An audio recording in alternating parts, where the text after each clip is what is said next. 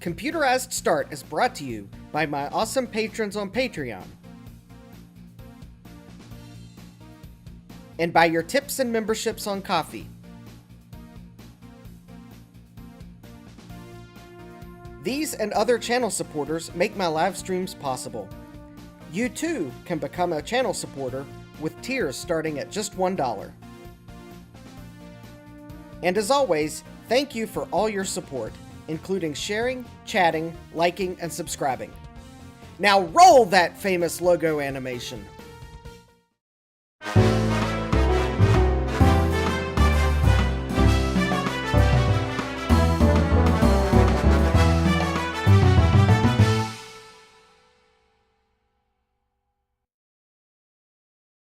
Good evening, and welcome back to Computerized Start Live. I am your host, Justin D. Morgan, and I have another potential eBay regret on the workbench. But one thing I don't regret, putting my hat on. Also, another thing I won't regret is to see who's in the chat. Hey, I was first in the chat. No, I don't count. Dave was first in the chat. Hi, Dave. Vintage Apple Tech. Frank S.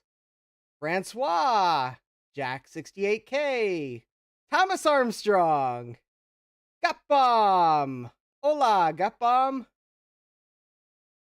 And yes, I was on time, which probably threw some people off because they're like, oh, he'll be late. I can be late. But no, I was on time. Yes. Sometimes I do like to surprise even myself. All right. So, get those channel announcements out of the way. Almost feel like I should rerun the credits for those people who thought they could, like, skirt by with TBS-style time. But, oh well. Hopefully they will note the fact about the coffee goal here. Almost the end of the month. Fact, by my clock, I have a little less than 3 hours left in the month. Other people might have a few more. Hey, MMU man! Welcome! Long time no see. Or my memory short. I don't know. Anyways, yes, so coffee links are in the description. I did forget to add the link to the Cheap PC Challenge in the description, so yeah. I'll do that later, hopefully. Actually, let me do it this way. Hold on while I mute momentarily so I don't set off everyone's personal assistant.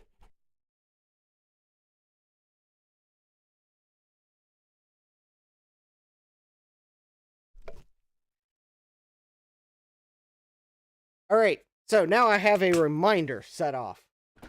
So hopefully, yes, long time no see, like, oh, okay. Aha! Okay, Francois, long time no see as your MMU man YouTube channel. So yes, MMU man. Francois says, I know it's timey-wimey wibbly wobbly. Yes. Also, what's timey-wimey wibbly wobbly is waiting for your eBay regrets. I mean, purchases. No, I probably mean regrets in some cases to show up when eBay says they'll show up. So anyways, also have some water so that maybe my throat won't be dry by the end of the live stream. So what is my potential eBay regret this time? Well, tonight might feel like deja vu because we're going to do the Cheap PC Challenge 2023 build again, because my first build broke one small little rule and I didn't realize it at the time I did the build.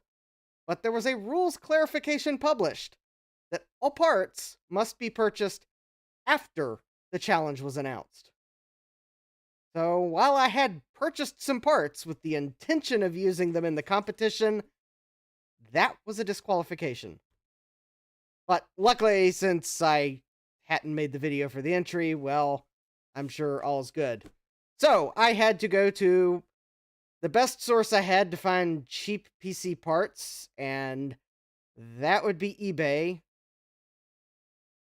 because I have yet to find an e-cycler in my area that sells direct to public. Because the only ones I know of are like some stores that take electronics if you pay them, and yeah. So I went to eBay and I managed to find the parts I need to fix my slight little rule violation. So we have this Asus, or Asus, or I don't know how you're supposed to say that. Windows 7 ready. Support AM3 CPU. AMD logos here. Core Unlocker Performance Boost. OC DDR3 1800 Plus. Ooh, that plus. Protect 3.0. Protects the Earth systems and you. Core Unlocker. All solid cap. Anti-surge turbo key. Certificate of assurance. All right, Asus. I'm going to hold you to this, even though this board's probably like 10 years old. And yeah. Extreme Design motherboard M4N68T-MV2. So, yeah, I'm going to not show you my serial number so I can register it on iMac. Just kidding. Hey, Martin Mac, welcome. Yeah, I know. I would have rather gone for another brand, but this was the cheapest CPU and motherboard combo I could find. So, well, okay, let me clarify. There were a few that were a little bit cheaper total. However, they had free shipping, which meant I would have had to have included the shipping cost in the cost of the item. Plus, they weren't necessarily as good of a CPU that's in this bundle, because the rules say, the whole reason I was looking at the rules in the first place was to see if I had to include shipping, and the rules say that I only have to include the cost of the CPU, the motherboard, the RAM, and the GPU.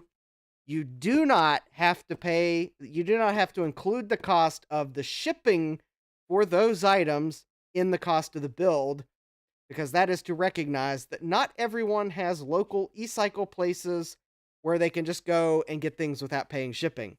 So therefore, I paid a little more in total, but I got one where the total price I paid for this bundle here before shipping was $17 or $16, or it's actually in the description of the video. I put the costs. And and it's got a better CPU, where some of the cheaper options had worse CPUs, and well, I was paying free shipping, but hey, I was following the rules of the competition. And there was nothing in the rules that say I can't find something the rules didn't say I had to go for items with free shipping. So therefore, I opted to pay shipping. So anyways, yeah, Jack68K. Hi, Jack68K. Yeah, Jack68K and Martin Mac are saying this is very, a sus. Very sus. Where's Garth? Where's Garth when you need him? Yeah. Yeah, oh yeah, Martin Mac. Yes, I do have an R9 380X to pair with this. And the moment everyone's been waiting on. I know that Asus is not inspiring to smash the like button, but look, this is in the spirit of the cheap PC challenge, and of a sus board. Okay, I don't know where Garth is, but here we go. Well, I mean, it doesn't really fit on the board, but there we go. If this is what I have to go for to win the challenge, or at least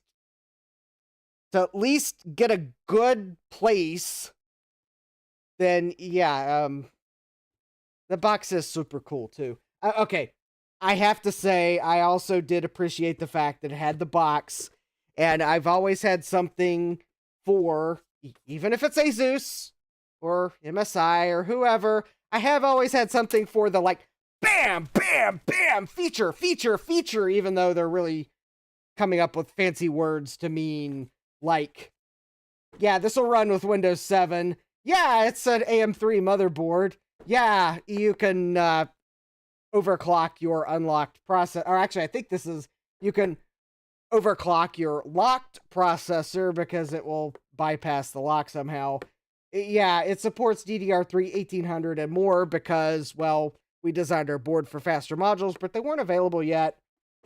Yeah, overclocking, basically polymer uh, electrolytic caps. So this board uses the polymer caps instead of the normal electrolytics. So they're, yeah. I'm hoping the caps on this board are good because this isn't the light version of the board. So it actually has the um, polymer caps instead of just the standard electrolytic. Yeah, I think Athlons had unlockable cores. Yeah, no. As I said, they come up with fancy names for things that might not even really be a feature. Anti-surge, yeah, I think basically that means, yeah, we put enough, we did it right, I guess. Turbo key, I don't know what turbo key is. Anyways, let's just get to this motherboard. I'm tired of making excuses for all their phony wham bam ad brand things to make you want to buy this motherboard at retail, even though you probably ordered it from Newegg. I mean, let's face it. All right, so what is in this bundle? Well, first of all, this bundle also had RAM with it. So if this RAM is enough to run Windows, then I don't have to use the RAM I bought for the other motherboard. So, yeah. Gut Bomb says he thinks the turbo key might be the quick boot thing. Yeah, it might be. Jack68K says turbo key sends 1,000 volts directly to the cores while pressed. Yeah. Okay, so I've got the back plate. That's always cool when it comes with the back plate. It comes with this nice black IDE cable. So that actually probably says something about this motherboard. It be old. And as I did check when I got the motherboard, just to make sure everything was like at least on the up and up. So this is the correct motherboard. I didn't get, I got some free spider webs and dust, but this is the correct motherboard. Nothing appears to be damaged, although I don't particularly like the IDE shells, but they're not damaged. They're just made weird. So I do have a PCI Express X16 slot. We got an X1 slot and then 2 PCI slots. We do have onboard sound, gigabit Ethernet, some USBs, PS2, serial, parallel, and VGA if I wanted to use the onboard graphics. And yes, there is a CPU. Because I remember I needed a CPU and a motherboard because that's what I was getting from that $5 thrift store find. So I needed a motherboard and CPU. I was looking for combos just to help expedite things, but I was totally prepared to find them separately. And here's where I have a slight upgrade from my first build attempt. And actually, it usually never happens that I zoom right to the correct level right before it goes blurry. But this is a greasy feeling, so I'll make sure I'll clean it. AMD Phenom 2. This is a 965. The one I was using before was a 945. So this CPU is actually faster than my first build. So little slight performance boost there. Anyways, yeah. There's the motherboard. And as you can see, it's the M4N68T-M V2 revision 1. There's that turbo key thing and other logos and blah, blah, blah. We will test this. In fact, we will test that later because my multimeter's under things. That should run Windows 8, but I may have to try Windows 10 because I had trouble trying to run an older version of Windows and get things installed. Plus, I think I have a Windows 10 installer. Yeah, the blue is nice. It will contrast with the, I think there might be red on the GPU. Or actually, maybe my GPU is just black. I don't remember what it looks like. That was a couple weeks ago. The memory modules that came with this are blue. And also my 16 gigabyte memory modules that I bought are also blue. So I guess maybe the theme of my build is like blue and gold. I just don't know where the gold is yet. Maybe before I do the video, I need to get a can of spray paint and paint the case this weekend.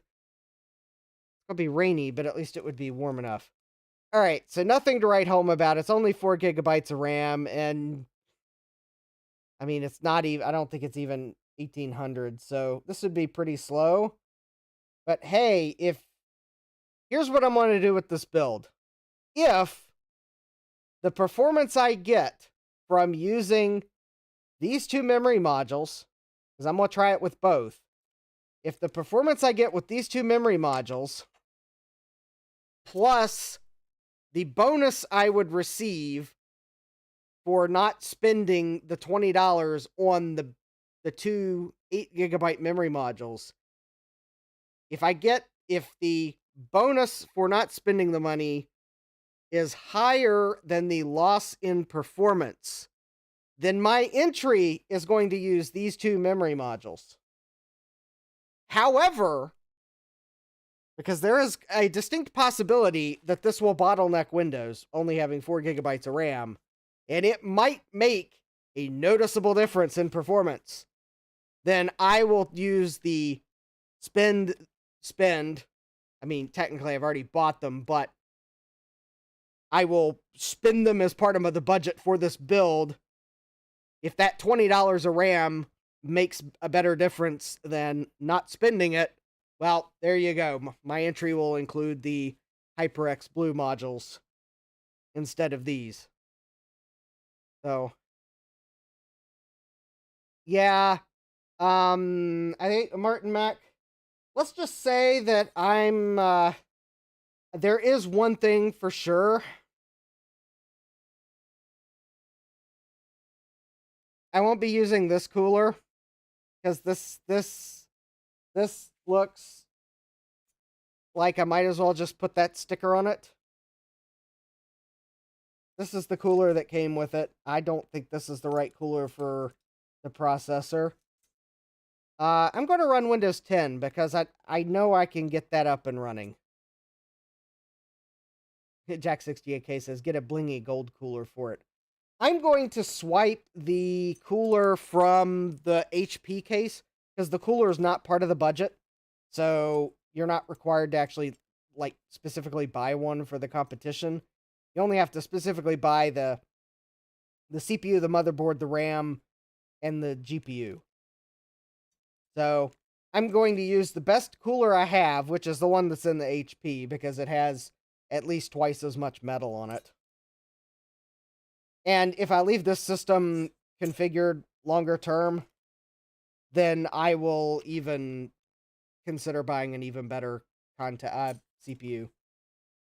Yeah, this looks too small. I don't think this is the right CPU for this. I'm not doubting that this came with an AMD processor. I am doubting that it came with this AMD processor. I mean, it does look like an AMD heatsink, just not the right one for this CPU. I mean, sure, could someone have used this and gotten some use out of it? Yeah, but the CPU would have been throttling. I'll use the one that's in the HP, because I think the Phenom 945 is, if it's not 125 watt TDP, it's close to 125 watt. And I'm pretty sure HP would have put a heatsink that has at least enough thermal capability that it's not going to cause a problem. I mean, they might have skimped a little, but it should be fine, at least for the purposes of tonight's live stream. If the system works out, I will keep it, and I'll get a better heatsink for it then. Oh, but before we get too far, because I'll want to replace the coin cell battery.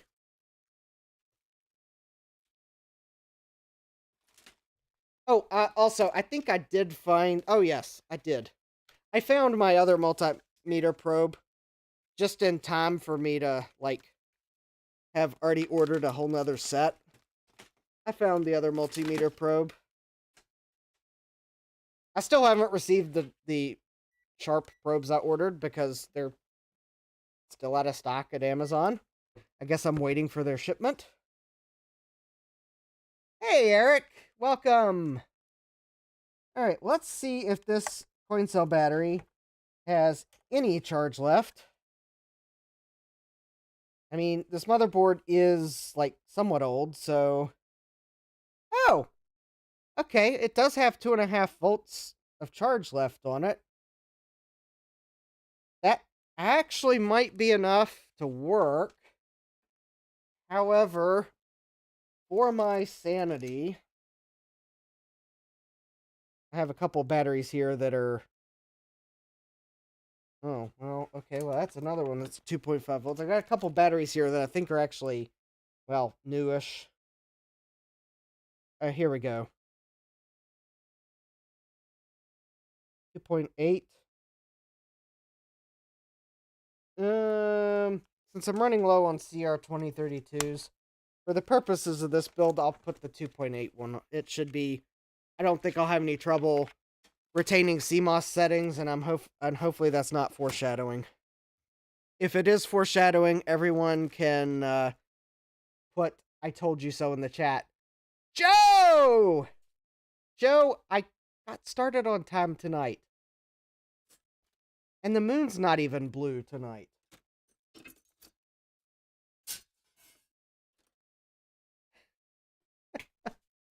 And I even got the trash out before I started, so it's not like I skipped putting the trash out to start early. So, all right, let me grab the... Let's actually... So what I'm going to do with this build, I'm just going to build it on the bench. And we'll go from there. But let me go grab the HP case, because that's where the other parts are. And that's where the heatsink is. And you can look at my MX6 while I go grab it here real quick.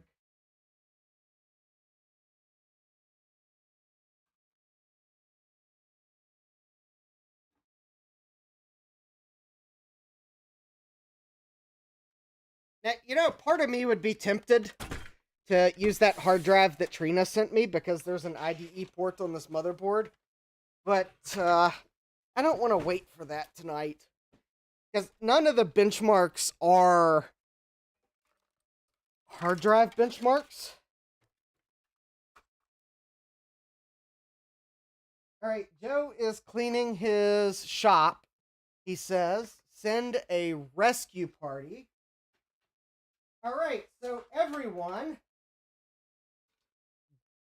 drop what you're doing and write a note to go to jcm-1.com right after the stream and go buy all his inventory.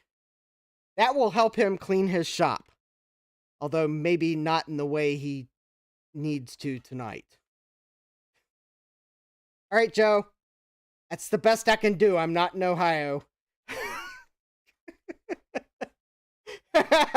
Jack68K says, don't get stuck behind anything, Joe.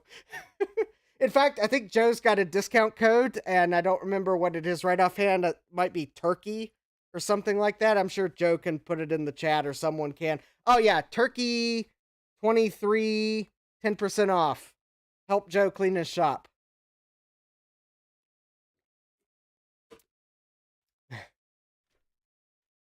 I'm sure at some point he's going to put in the chat something like, that's not the way I meant, but okay.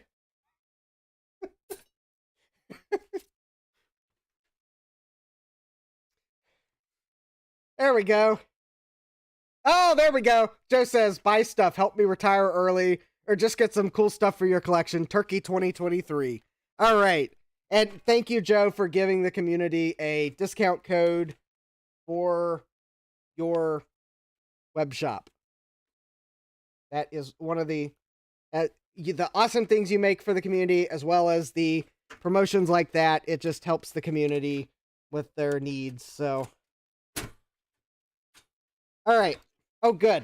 My XFX graphics card is like black and silver, so it won't completely ruin the blue aesthetic of the motherboard. Oh, hey, Jesse. Welcome. Yeah.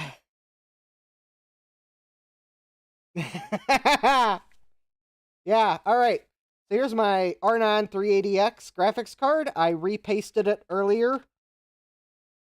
It does not have a speaker on it, so the beeping I was hearing even after repasting it was actually the uninterruptible power supply on my bench. It just seemed like it was the graphics card. So now that I know what the problem is, I don't think I'll hear any beeping tonight. I have solved the problem by moving where the power cord's plugged into. I had it plugged into like a completely silly place. All right. So here's the HyperX Blue memory that I am going to keep on standby in case the cheaper option is not performing enough. Although I know for the aesthetic of the build I should use this, but I want as high a score as possible. So yeah, I know Asus and XFX are not the best brands. This is the cheap PC challenge, not the inexpensive PC challenge. So not only am I buying the cheap used parts, it's, yeah, the formerly cheap new parts. And everything came from eBay. Well, you can fill in the blanks. Alright, so... Oh yeah, I think as you could probably tell, yeah, the other RAM is blue too, but that RAM has a blue heatsink, which is why I was saying that it would why I think it would better match the aesthetic. But hey, I'm going for score, and of course the thing is, I can always put that RAM in it if I keep this system. Yeah, I know that XFX card is probably, they make better ones now. Okay, this heatsink is probably up to the challenge. I believe the thermal contact area is a little bit bigger. But more importantly, there's twice as much metal, and I think the fan's even a better fan. So, yeah, I'll use the one that was on the HP. I'm not going to melt I don't want to melt a Phenom 965 before I get scores. So, anyways, I don't need this. Oh, I do need the power supply, though. Yeah, I know, heatsinks on the RAM is a dumb trend, but... Alright. So, I do need the motherboard. Or the power supply. If I keep the computer, I may very well put it in this HP case, because I think, even though the motherboard's put in the opposite way of a normal ATX, I think that a mini ATX board will fit in this case. So I might have problems plugging in the audio, but, well, I'll deal with that later. I might also find a cheap case somewhere. Alright.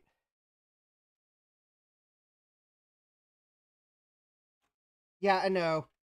Pro workstations don't have heatsinks on the RAM, but gamer, yeah, I know. Like, you're a gamer, you want heatsinks on all the things, even though it's probably really not providing... Honestly, heatsinks on the RAM only really helps if you got good airflow across that RAM. And there's probably plenty of gamer systems that have pretty awful airflow across the RAM. So, I mean, okay, I guess maybe they might help a little, but...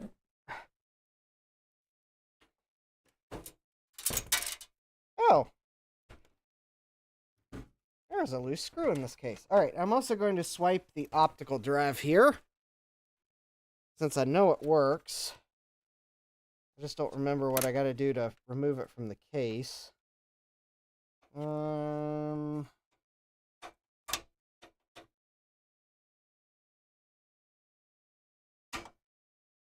actually, I think... Oh, here's what I do. Okay. You gotta unclip the front panel.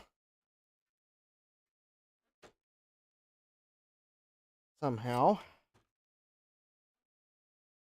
Oh, you also have to remove the tape that the thrift shop put on it. Which I guess since I don't really need to prove that it cost $5 for the purposes of the contest, I can remove the tape. And now I can unclip the front cover. And it should pivot. Pivot!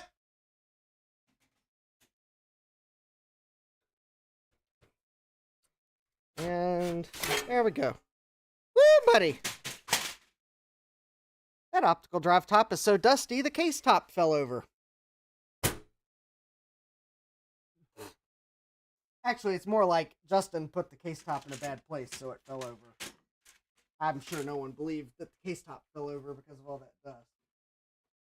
Alright. Now that I've removed everything of potential interest from this case, let's build the system the way we used to back in the day. Hey, Rudy! Welcome! Alright, so how did we build systems back in the day?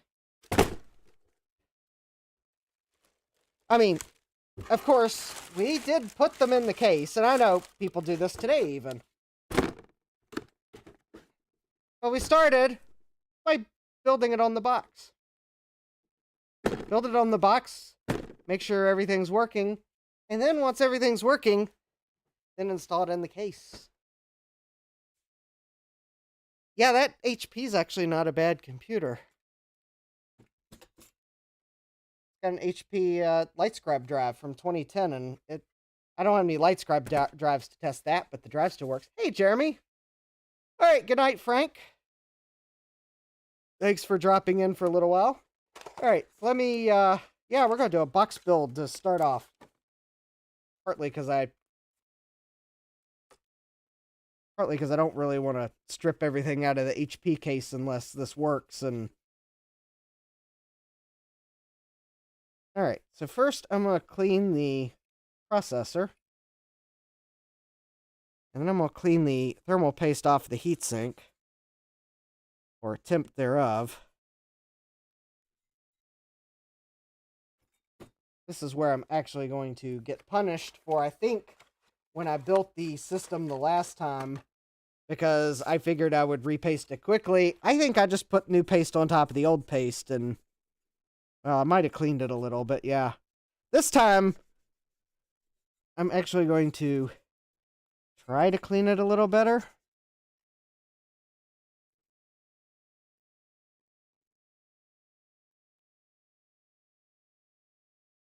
Oh, the other thing is it could be stained from the metal could be stained from having thermal compound on it for so long, because, well, actually it does look like I'm cleaning something off of it, but I don't know.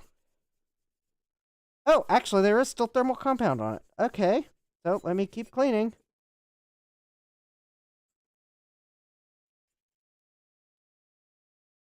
Normally I would use something like Articlean, not a sponsor, but normally I also don't clean heat sinks that have all these metal fins for the Articlean to run over into, and, well, I don't want to contaminate the thermal paste with Articlean. That would be a bad combination, so instead I'll just use these alcohol wipes until I realize that I should probably switch to cotton swabs. So,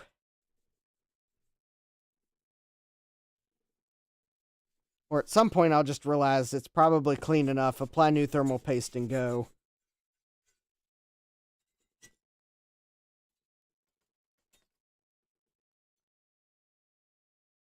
Alright, that looks clean. I think there's just staining coming off at this point. Alright, so also, let me do a little bit of cleaning here.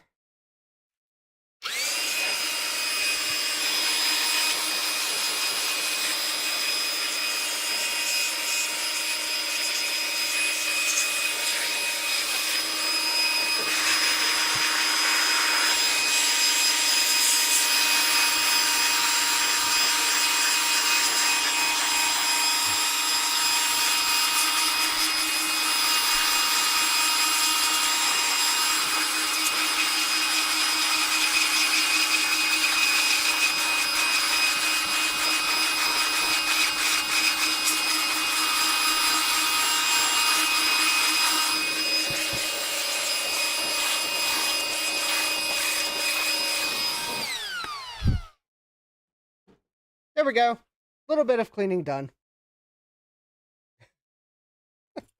All right.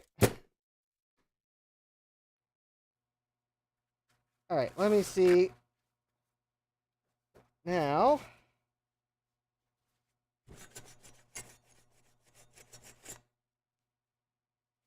all right.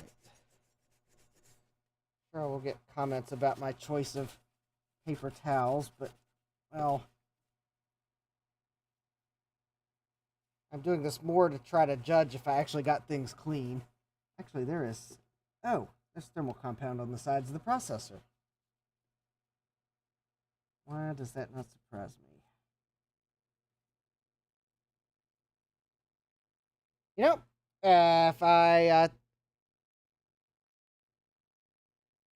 didn't know any better, I think someone used Arctic Silver on this processor. Because that looks like Arctic Silver residue. In fact, I'm going to remove the processor. And yeah.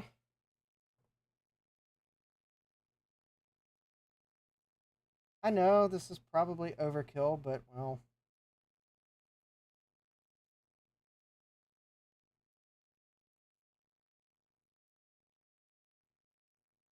Might as well make sure the processor's nice and clean. Alright. I did not manage to drop it and bend pins, unlike another build that I did recently. Let's see here.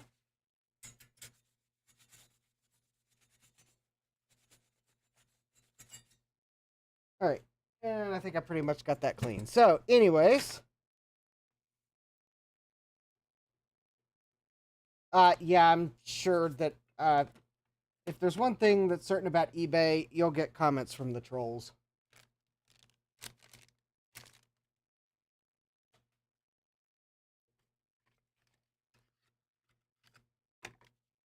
Comment away. You're going to do it anyways.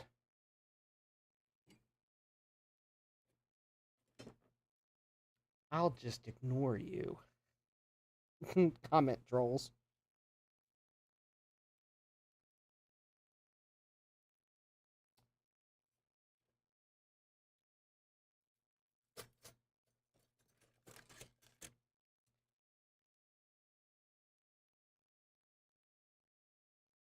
Because my opinion on the matter is, well, if they think they know how much thermal paste to apply, or how to clean a motherboard, or whatever, well, why don't they create their own YouTube video and say how they do it?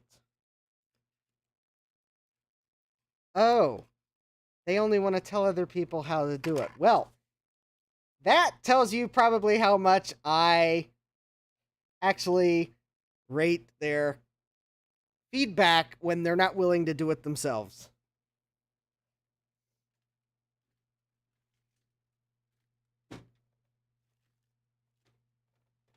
Yep, if you're willing to actually tell me how to do it, or how you do it, I'll watch your video, and I will consider trying your method. But if you're just going to tell me you did it wrong, sorry, nope. Just going to ignore your comment, because by all means, if I ever actually do something wrong, let me know, because I do make mistakes. I am human, but when it comes to heatsink application, yeah, there's like, yeah, everyone's got their own method apparently, and some people think their method's the only right one.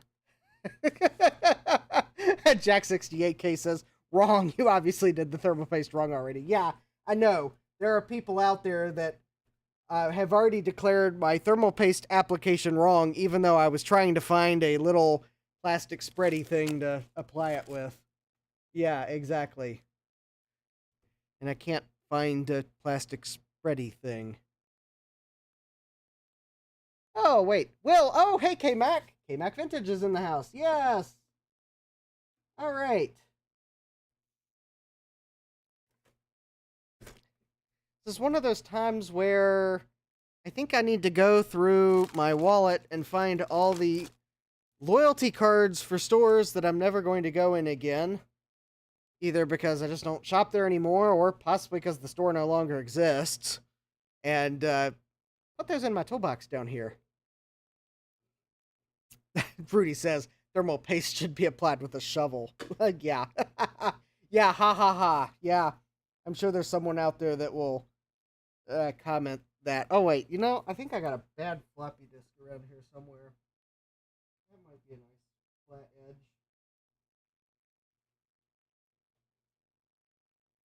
Yeah, alright.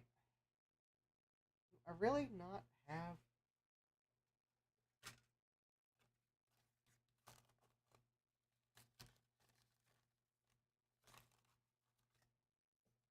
Hold on. Let me see if I got anything resembling a plastic spreader. Otherwise, I guess I'm going to go.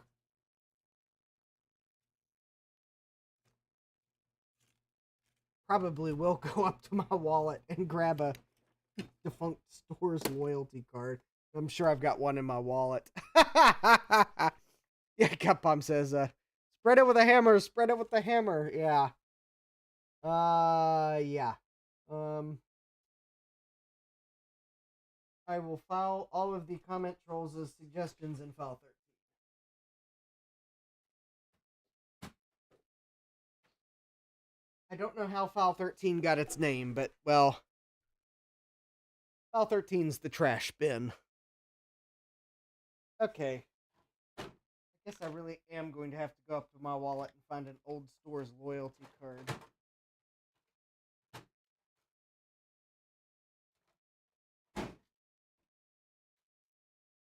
Oh, wait. You know, I think.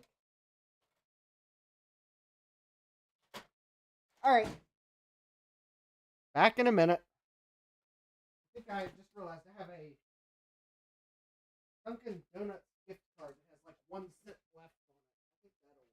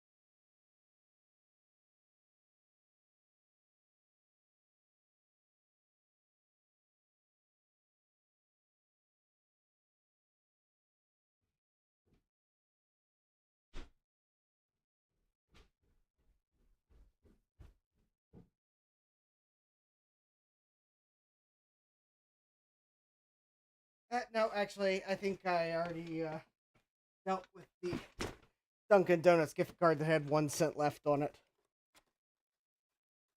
It was like really annoying. I go to use the card. I thought I was going to end up giving them like a few cents.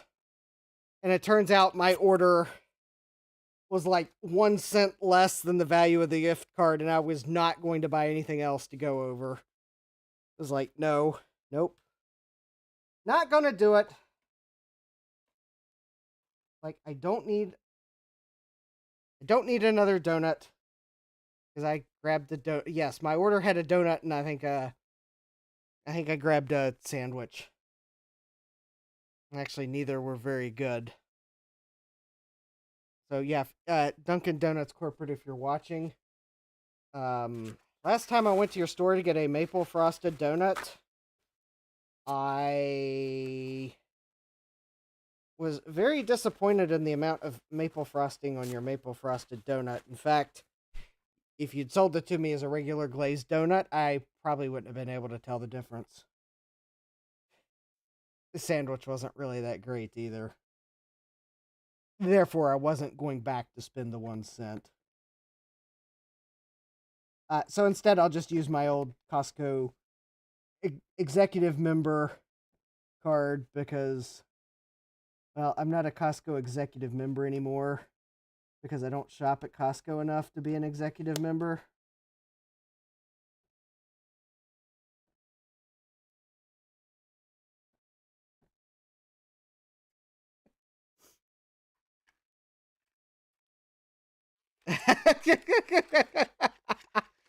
Rudy, I've already have a plan for a scripted video where I. Oh yeah, gut bomb. It's probably because well, in the at least in the U.S.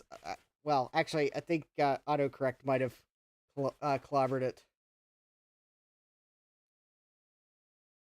Yeah, Jack 68K. I think according to the record labels, thinking about a song for more than like a second or two is copyright infringement. So go ahead and send your mental royalties to the MPAA, care of the Hot Royalties Department.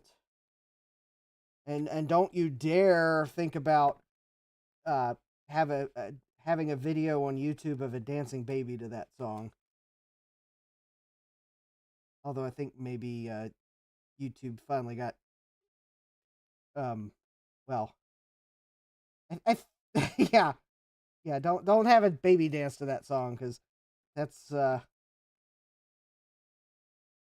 yeah, your baby might be happy to whatever song that is if you have a baby, but well, the record labels won't be happy. They'll be sad because they won't get the dollar signs from that music playing. Yeah, Dave says great use for that Costco card. I mean, I don't shop at Costco enough to be an executive member. I mean, I'm not saying I don't like Costco, and far from it. Costco's great. I just don't need enough to be an executive member.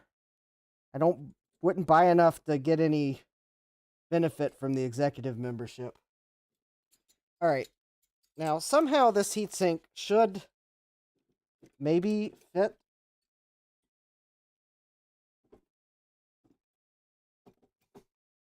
Oh, there we go. Okay.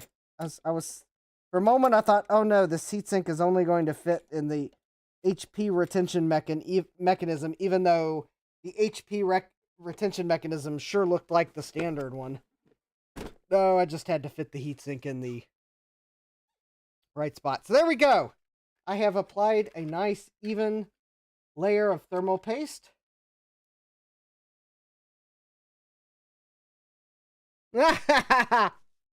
Yeah.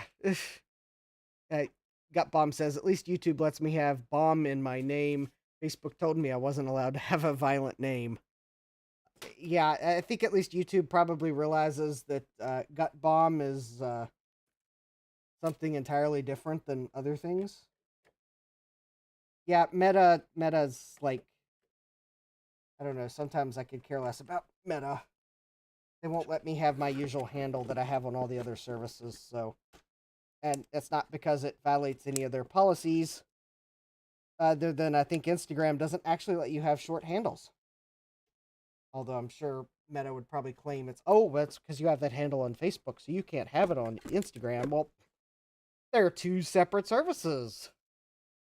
Oh, Dave says he worked for Costco 20 plus years. Well, Dave, you probably realize that for a single person that it's hard to buy enough at Costco to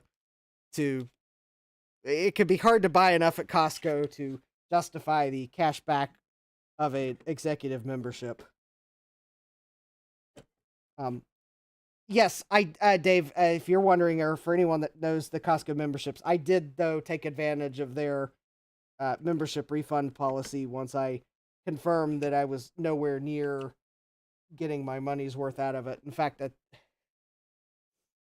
I think I only had like $1 or two of cash back, or I don't know. It was a really, really small amount of cash back for the year. So I got the refund policy was you get the cost of the membership back if you're not satisfied, less your cash back rewards. So I asked for the refund of the executive membership portion, and I think I remember getting like $56 or $57 back or something like that. Anyways, yeah. All right.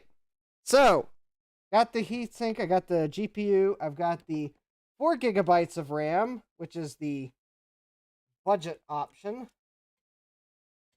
I am going to attempt to plug all of the plugs into the correct spots.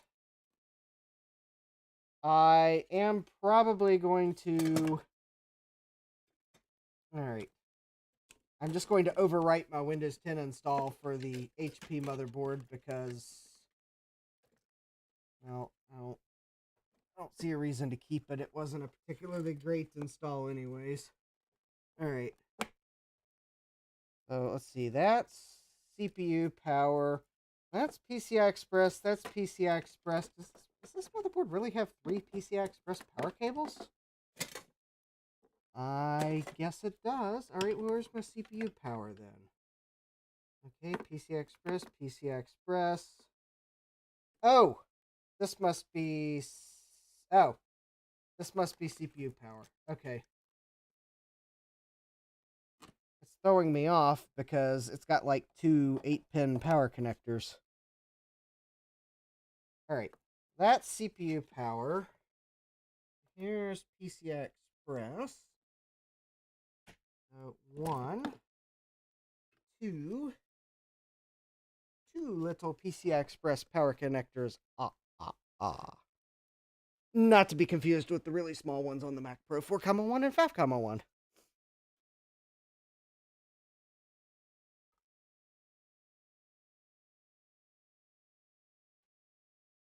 Yeah, well, the Costco's just too far south, so especially now that I've moved to this house, it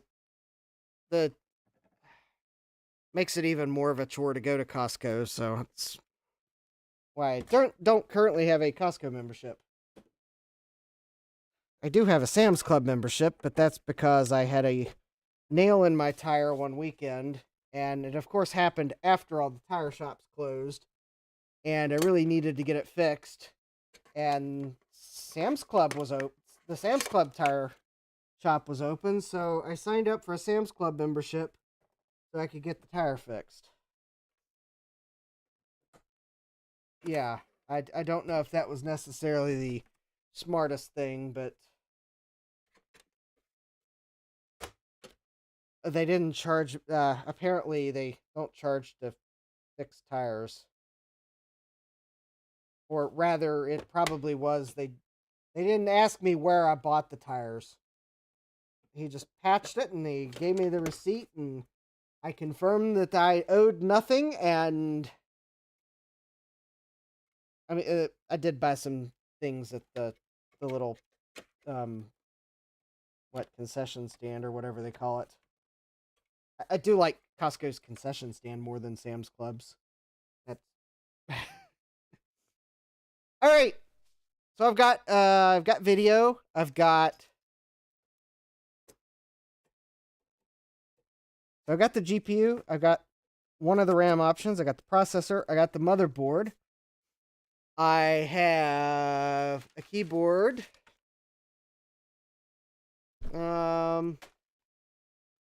Actually, oh, hold on. I have set myself up for disaster. Let me move the Costco card with thermal compound on it so I don't get that everywhere. All right, I guess I'll go for my USB keyboard and mouse. All right. I just want to see if this posts. This could be a really short build at this point.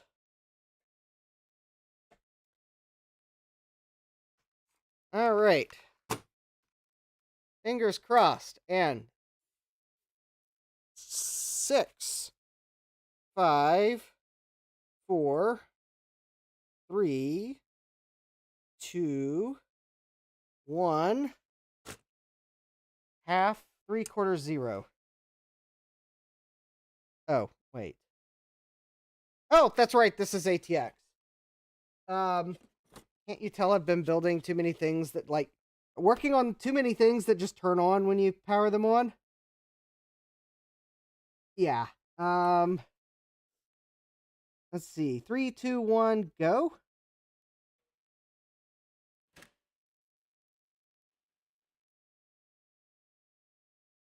Okay. Up, and we spun up again. Hold on. Let me get to the capture input. Okay, there we go. Please enter setup to recover BIOS setting. Oh, here we go. Press F1 to run setup. All right. Awesome. We have version 1001. Guess I should probably double check that that's the latest version of the BIOS. After all, for anyone that didn't see my, or actually even maybe saw my LTE live stream on Tuesday, I think the latest version of the BIOS is quite probably what ultimately let me clear the password on the LTE laptop, even though the service manual said nothing about you needed to update your BIOS. But it also could have been the fact that I actually plugged a floppy drive in so it could post, and it could have been something else. All right. What model motherboard is this? This is the M4N68T-M V2. Oops. Just want to double check what we got here. BIOS and firmware. The latest version. Oh, excellent. We have the latest version of the BIOS. All right. OS 9. Gutbomb says you need to hack an HP logo splash screen into that. Oh, Jesse says, come to think of it, the flaky RAM was probably messing me up on Tuesday. Yes, that was the third thing. It could have been the RAM didn't want to cooperate. Oh, I just realized I forgot to plug in the CPU fan.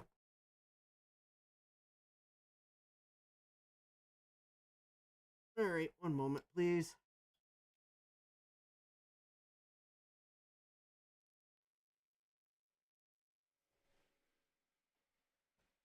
Yes, it very well could have been the flaky. Oh, that's right. I was going to mention, I ran a memory test on that 5200 with the memory module that was in the 5400. It ran like, it ran all night and no errors. So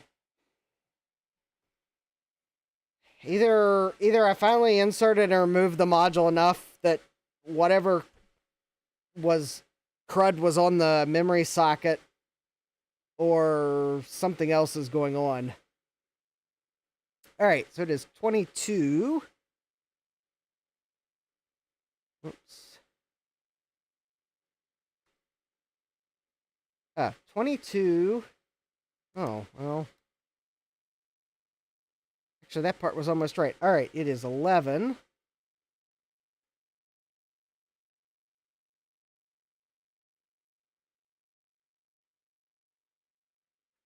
$30. 2023. We do not have any IDE up. SATA 1 and SATA 3 are detected. Excellent. System information. 12-year-old BIOS. There we go. AMD Phenom 2 X4 965. 4 megabytes or 4 gigabytes of RAM. Sorry, I have old computers on the brain. All right, I guess we'll set auto. All right,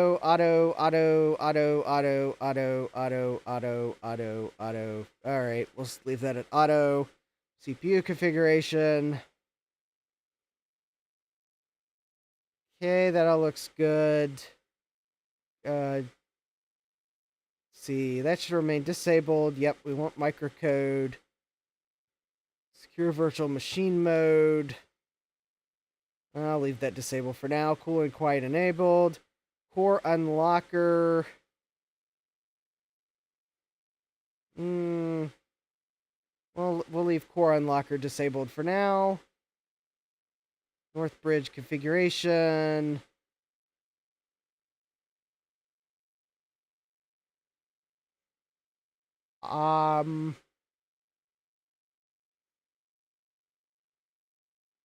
Guess we could turn on bank interleaving. Alright, well, I'll turn that on auto because I think that's good.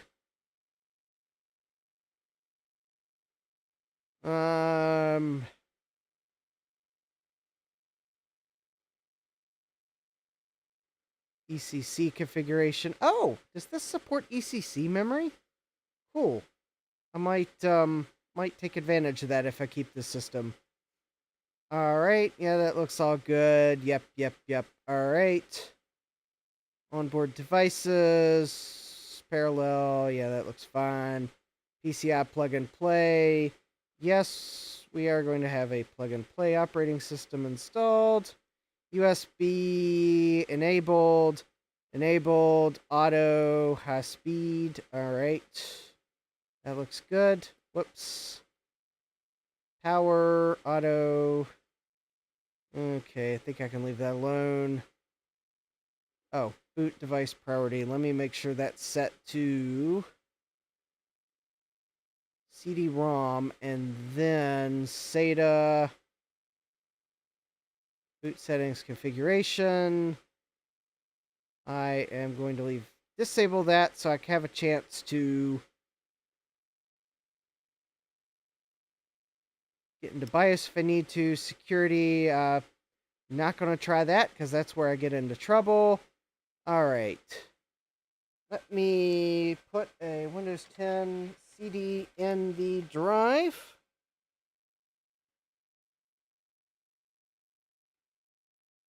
If I can find one, because I've burned two recently and I think I've managed to drop both. And we'll go ahead and get Windows reinstalled. Ing.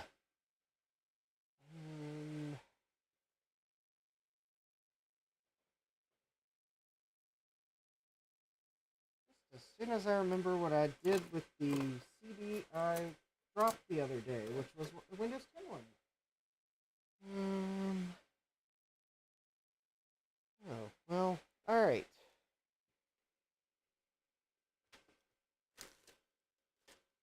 Alright, I know I kept it handy because I knew I would... Oh, there it is.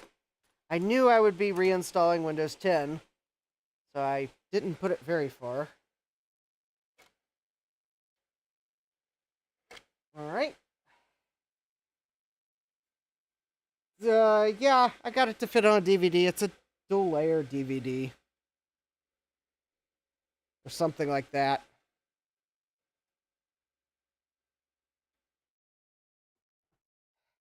Yeah, it's a dual layer DVD.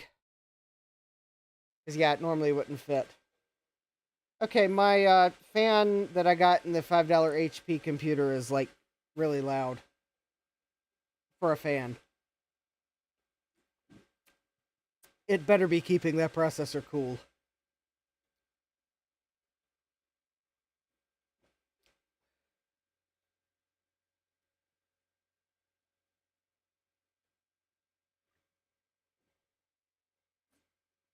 Alright.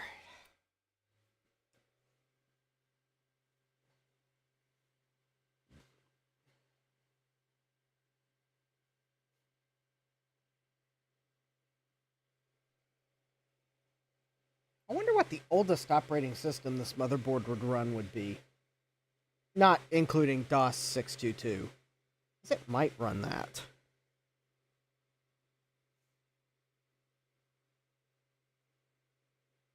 I bet driver support would probably be the biggest problem. But I was like, it's got PCI slots. It has IDE.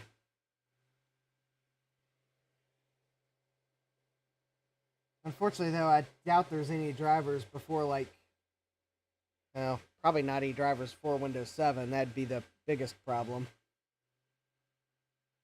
Capcom says Xenix. Alright, it should theoretically be booting Windows 10.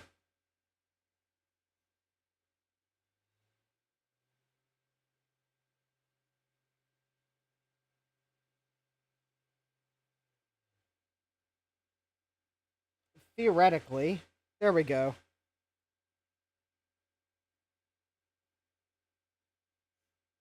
Now, of course, the question is it booting Windows 10 off the disk, or did it finally fall back and start booting it off the solid state drive, which will probably not go that well. No, okay, it's booting from the disk. Yeah, yeah, Jesse. It was the flashing cursor was. I thought it would start spinning the Windows logo a bit sooner, but yeah, I was rushing it. All right. I think for expedience, I will install this in English. Install now.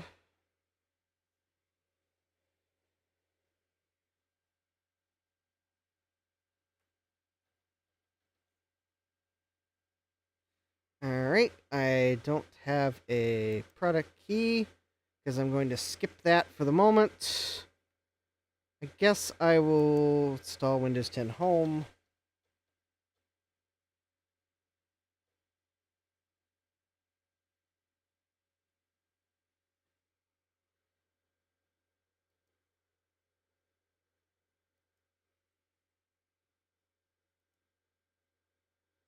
Alright, let's see here. Delete. Delete.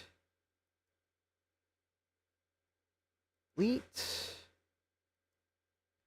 And there we go.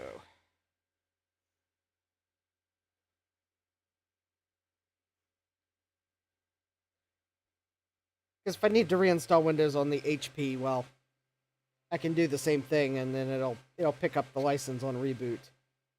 Now, on this computer, well, it's not going to pick up the license on reboot, and it's going to bug me. And for the moment, I'm not going to... Whoa. And for the moment, I'm going to have to put some gaff tape on the optical drive so that it does not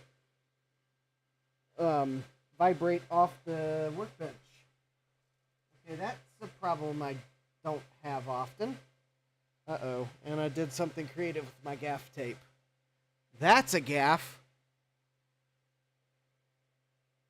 Oh, I'll just use this blue painter's tape from the thrift shop.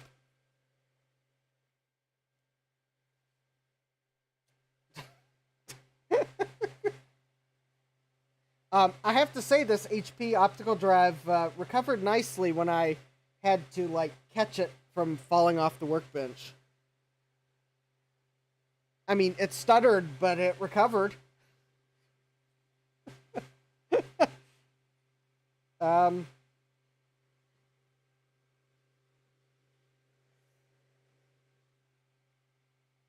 this optical drive was probably worth the $5 I paid for the case.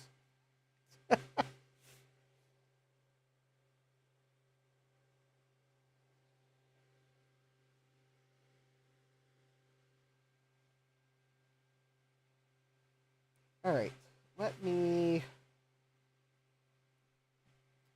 Alright, while we let this install, I will... It does look a...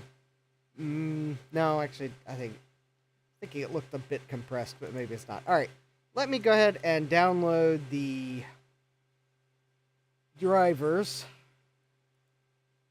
for Windows... Oh, interesting.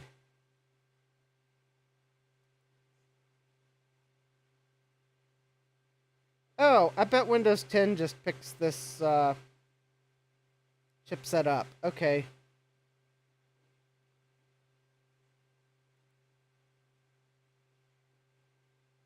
Alright. I guess the main thing I need to do is make sure I've got the graphics drivers. I probably have them somewhere. There's probably a disk floating on my bench that has the graphics drivers on it, but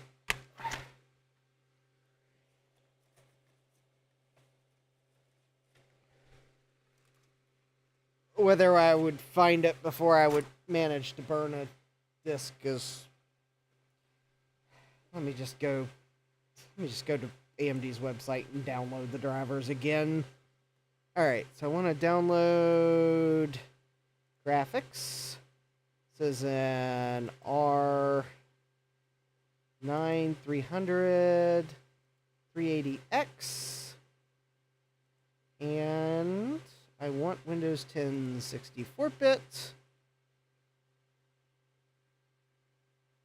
And I'd probably better download the Adrenaline Edition.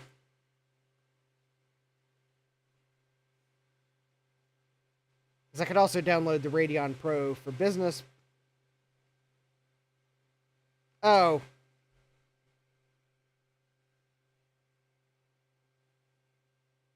Yeah, Jack, it's probably a combination of the CPU fan and the optical drive.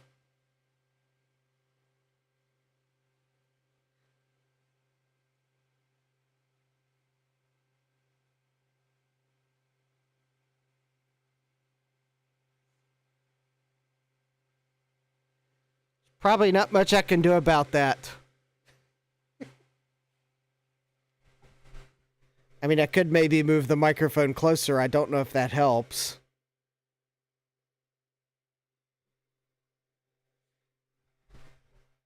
Actually, that might help, actually, because now the fan and optical drive are more behind the microphone. So if that helps, well, I'll just use the computer from a slightly further back position.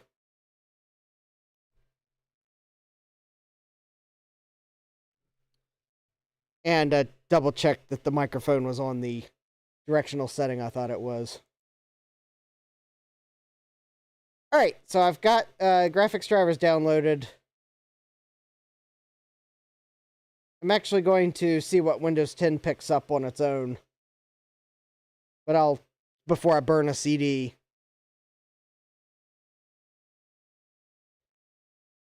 I have I think it's probably going to pick up the chipset drivers.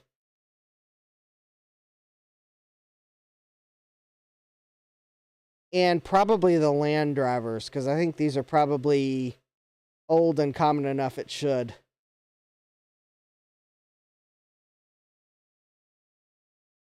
Oh, it wasn't that bad. Oh, okay. If it wasn't that bad, then I'm going to opt to be able to read the screen. Yeah, we've got a CPU fan, but then probably the bigger thing is the optical drive was installing Windows, which I think it's about to the point where it's going to stop reading and probably copy stuff on the drive. Jeremy says, I have a Windows 10 DVD from Microsoft. Yeah, it's not impossible to get those. Although they sure make it difficult. It's an OEM installation, yeah.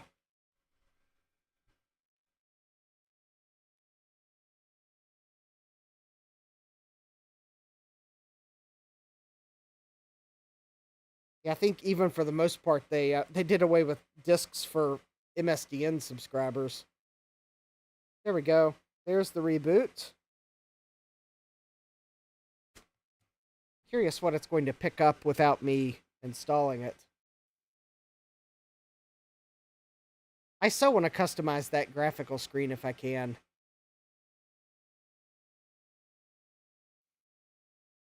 I might have to figure out if that is a screen I could replace with a custom BIOS update. Because it probably is. Just a matter of having the tool to do it.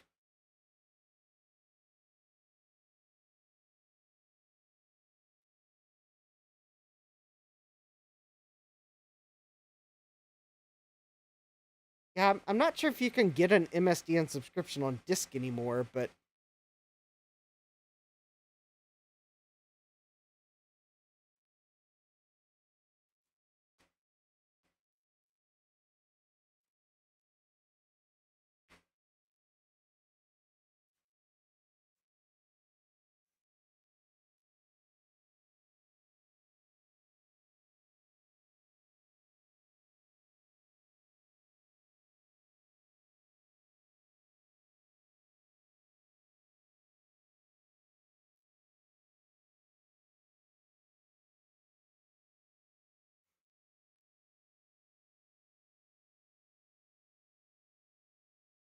yeah, Jesse says we don't get discs anymore on our MSDN subscription. No, neither do we.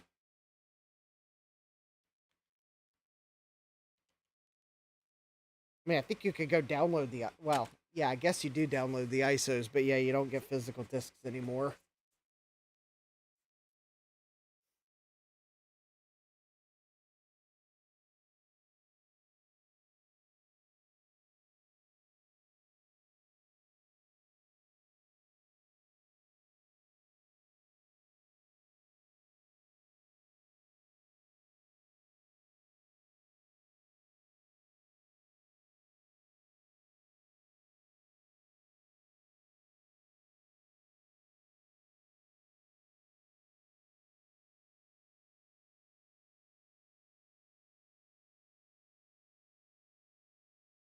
Yeah, I'm kind of wondering nowadays with Jeremy if the OEM discs they use nowadays are.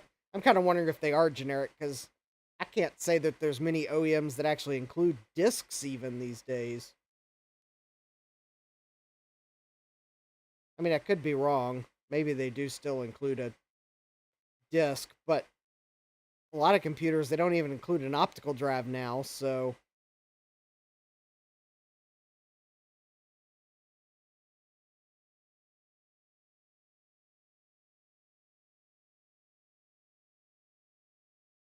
I think I'm gonna pass on that challenge, Jeremy. Jeremy is challenging me to install Windows 10 onto a Pentium 3, 1 gigahertz with 1 GB of RAM installed. Does that even meet the minimum system requirements? I thought Windows 10 required at least like something a little bit newer. I mean, I'm sure someone's gonna say that there's a way to bypass the check. Oh, Jeremy says those are the bare minimum specs.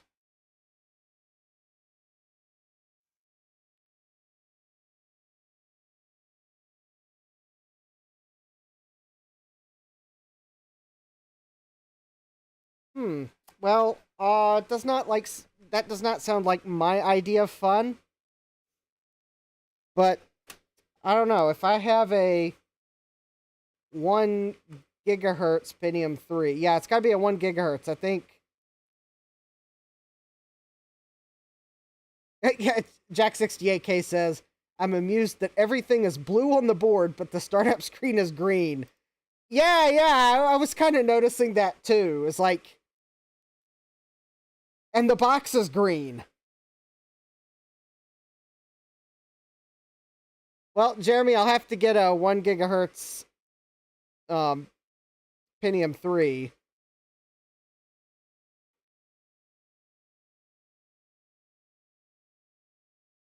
More to discover when you connect to the internet. Blah, blah, blah, blah, blah.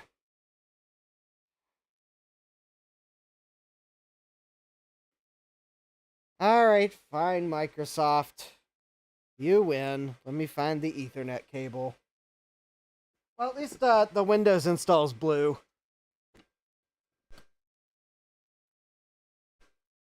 Alright, I guess I'll plug it in so that Microsoft can see that I probably don't actually have a license for this computer. And, well, if this works, I'll buy one for it.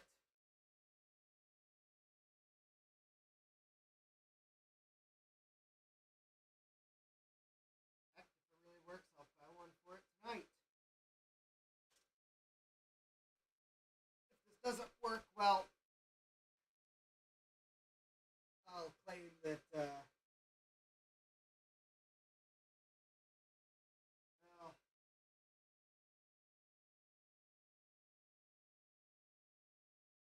looking for an Ethernet cable.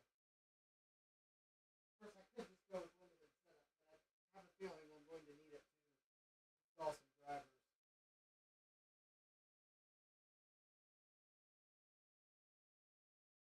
And the thing is, I could discover this computer might have a license. So there's that. There is that. Of course, I might also discover this computer has a somehow discover it has a Windows Pro license.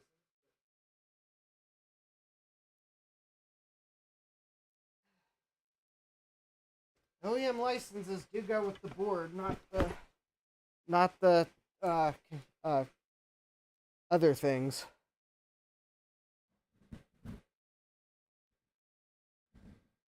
If I can get a 1 gigahertz Pentium 3, I'll accept the challenge. The thing is, I think the fastest Pentium 3 I have is 933 megahertz.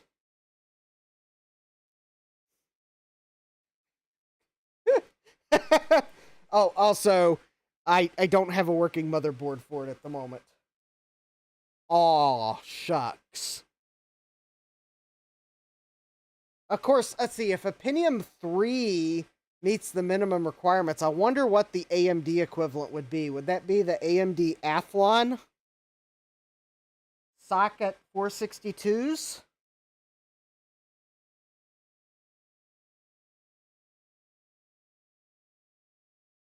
I do have a 462 board, but oh shucks, it's got a problem that I might not be able to fix. Also, I don't think it's 1 gigahertz either.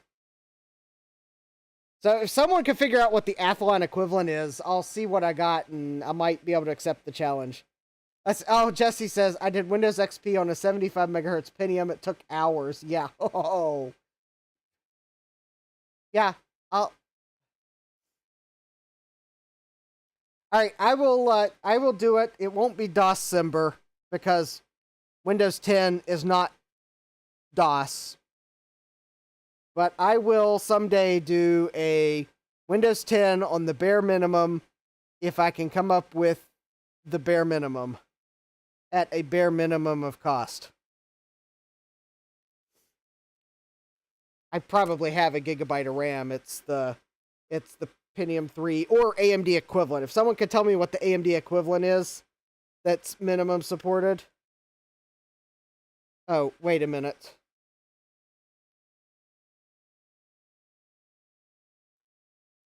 Dun dun dun dun dun dun dun dun dun dun dun dun. Dun dun dun dun dun dun dun dun dun dun dun dun dun. Dun dun dun dun dun dun dun dun dun dun dun dun.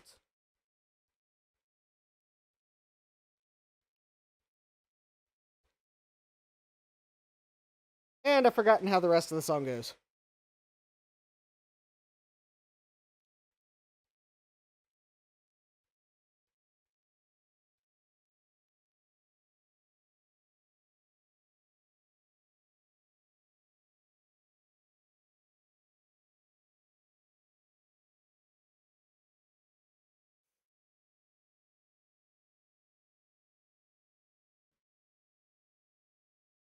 All right.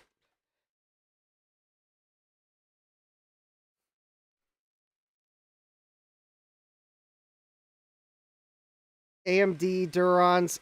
Actually, I want to get a Duron 1.3 gigahertz for that 462 board. I'll wait for someone to realize why I would be going for the 1.3 gigahertz Duron and not maybe something like newer or older. Or even like the Athlon.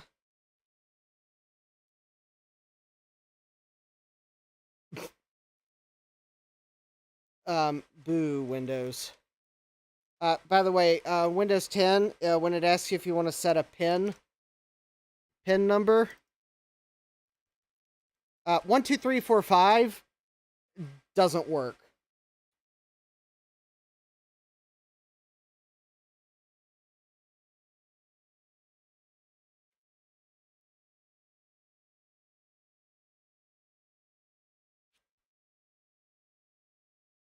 However, apparently you can like use other numbers that look like other things, and it apparently will happily let you put another different, possibly less secure number. But oh no, you can't do 12345. No, that would be totally not allowed. Even though that's the combination on my matched luggage. Nope, can't use it.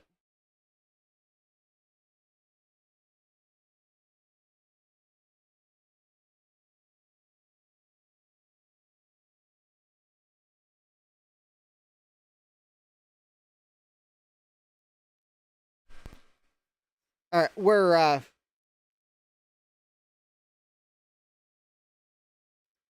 I'm going through some settings on Windows, and I just want to make sure that I was past the point where it was asking me things that I don't want to show on stream. All right, I usually allow location, and then I usually turn off the rest of these. Although I do turn on Find My Device if it's an actual laptop. But this is definitely not a laptop at the moment. It's a box top.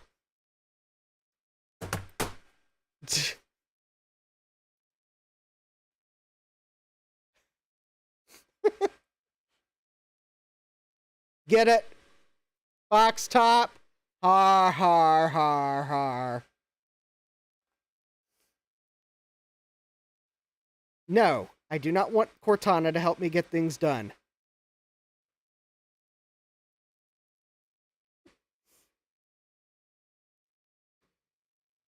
No, Jeremy, it's not because they were, it has nothing to do with the XP naming convention. No, that's not why I want. Jeremy, Jeremy's, you got a motherboard and, or a couple of 1 gigahertz processors. Okay. You still haven't guessed why I'd want the 1.3 gigahertz Duron. And no, it has nothing to do with the XP naming convention, although I kind of think that was silly. No. Hint, go look at the code name for some of those Duron processors, and then you'll have it. Another hint, another one of the code names for them was Palomino. You'll probably get it now. And yes, I realized it was named after horses, but still.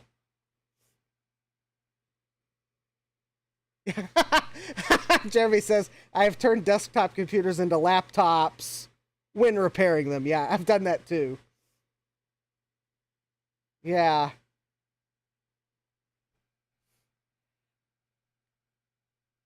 Oh, there we go. Looky there. The Windows 10 desktop. All right, so let's see what it's going to let me do without having a without entering a license key. It's probably going to be very complainy very quickly, and I will correct the omission.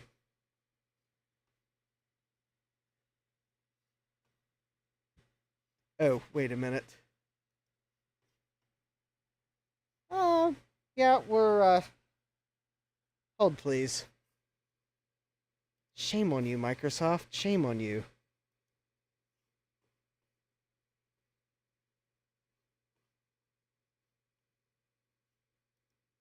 Well, not that I was giving away a huge secret, but, well.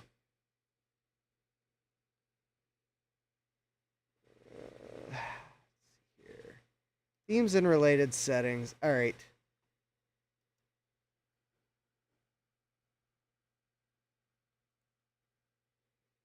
Thunderbird lineup. Yep. SadMac. Oh, hey, SadMac 356.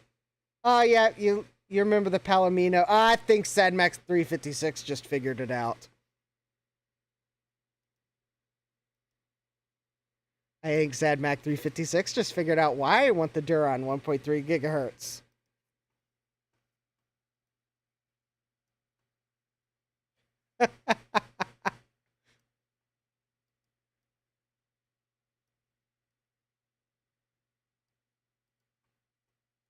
I mean, I realize not everyone knows their horse breeds, but the Duron 1.3 gigahertz, the code name was Morgan, after the Morgan horse. That's why I want that one, because it's named Morgan.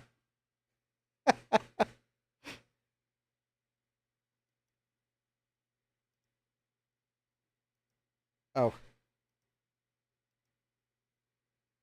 Okay, it is really weird using Windows 10 with a single button mouse, but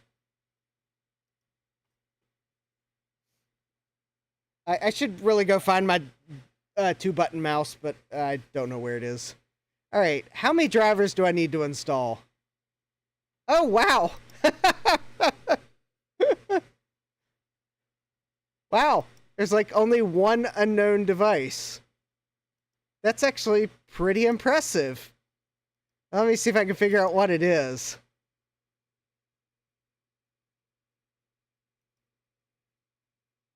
No, I don't know what it is. Vendor ATK and device 0110.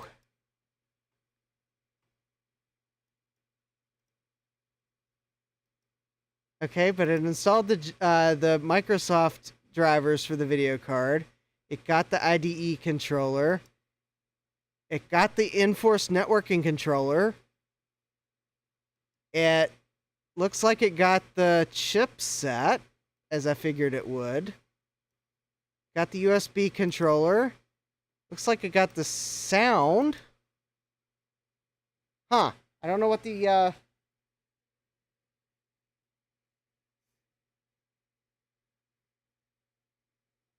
Yeah, Gut Bomb says, I had a Duron 1.3 gigahertz for a while. Excellent DOS machine. That thing was a massive overclocker, too.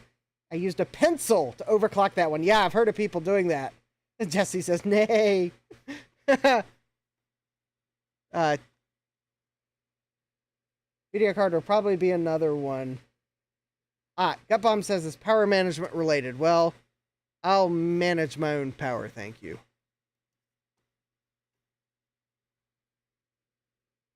I think then all I need to do is...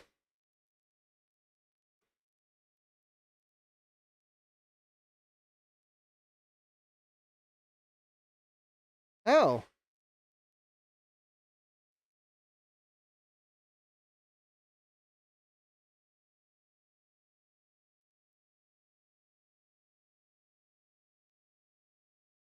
Oh. Did... That's interesting. Huh. Okay. It might appear as if this motherboard is actually has a Windows 10 license tied to it.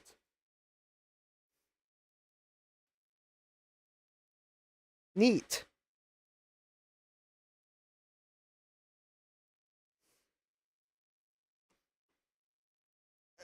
Windows may also start bugging me momentarily that it doesn't have a license, but because I didn't see it say it was activated, but I also didn't tell me, it hasn't yet told me it's not activated, so whatever. We'll see. I'll license it if it doesn't have one. Alright, let me see if I can find the CD that, actually now that I think about it, it's probably one that got scratched and I threw away. I might as well probably just burn another one.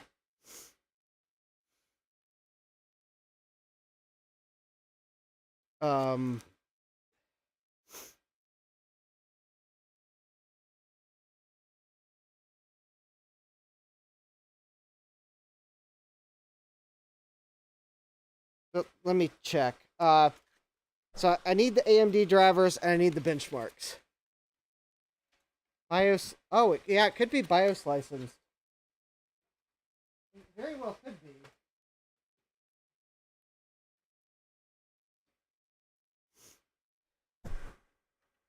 Well, Windows will let me know if it's not actually licensed, and if it's not actually licensed, I'll take care of the problem.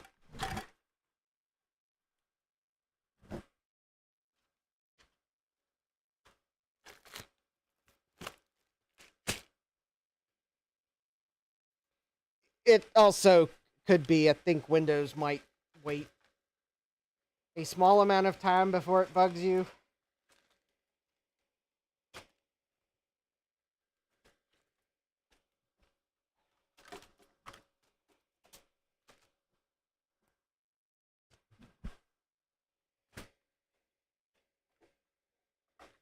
After all, if it's not licensed, I think they might give you a little bit of time that is enough to let you know that your computer is working properly before it bugs you to buy one.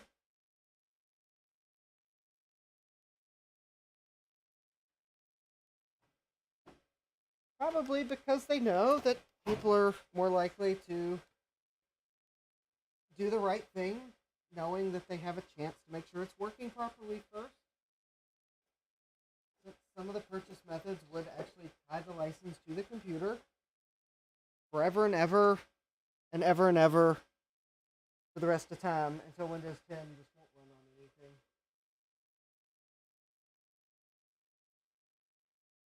All right, fine. I'll just burn a new disk. I probably have all those programs on this computer, so. Oh, okay. Gutbomb says try to change the wallpaper, and if it lets you change the wallpaper, then you're good. All right.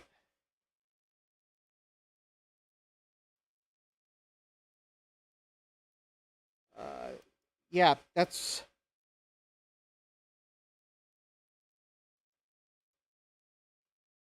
right because it.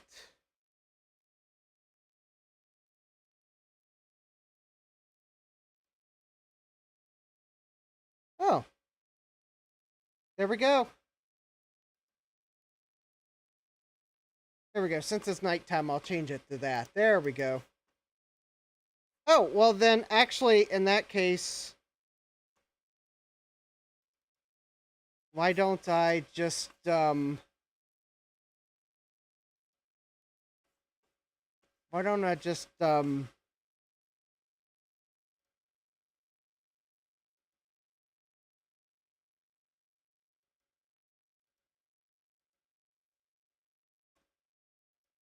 don't I just do what Google doesn't want me what Microsoft doesn't want me to do?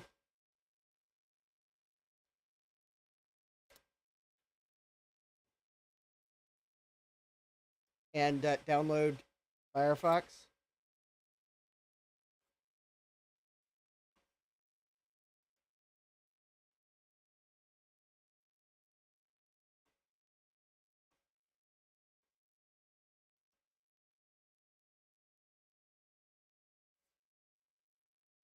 And then I'll go download the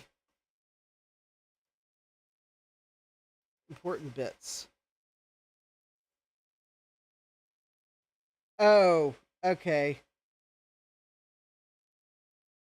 You might have to change it to a non-provided one. All right, well.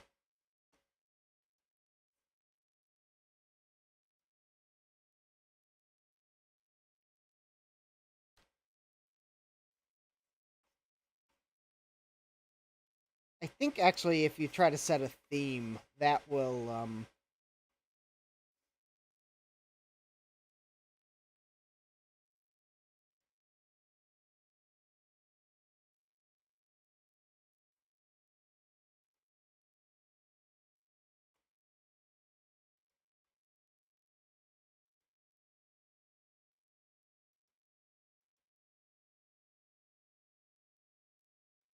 no, I'm not going to sign in Firefox. Nope, skip the step.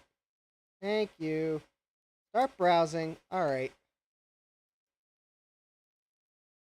All right. So, I used Edge for its primary purpose. Now, actually, I'm going to download Chrome as well because I think the web browser benchmark works best on Chrome. But oh, okay. Well, I may do that. That's a good point, Gutbomb. Gutbomb says I could just search for activation, and actually, it will tell me if it's activated or not. I will do that. However, there's a lot of things that Microsoft likes to like show things.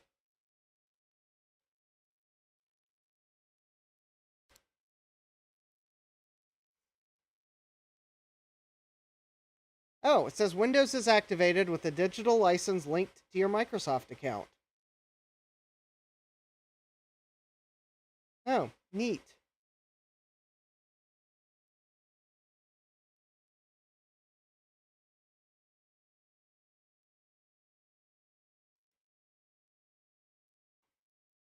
Okay. Apparently, this Windows install is licensed, so we're good.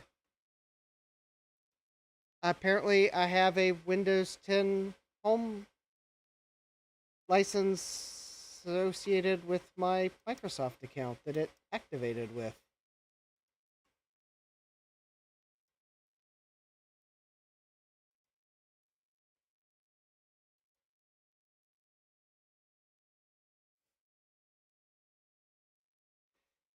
So yeah, setting a theme requires activation. So when I tried to set the theme and it let me, then, well, I went to the activation screen. It told me it was activated. So I am running a licensed copy of Windows. Yay.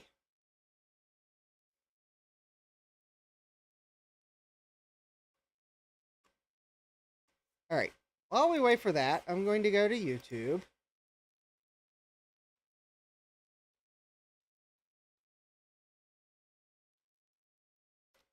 And I'm not signed in on this computer, which means it's... Oh, I don't have speakers plugged in either, so I don't have to worry about it playing anything that could copyright match. We will go to the Cheap PC Challenge announcement. There's Tech Ambrosia herself.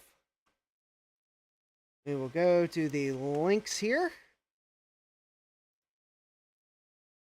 And there we go. So the 3 benchmarks I need are Passmark version 9.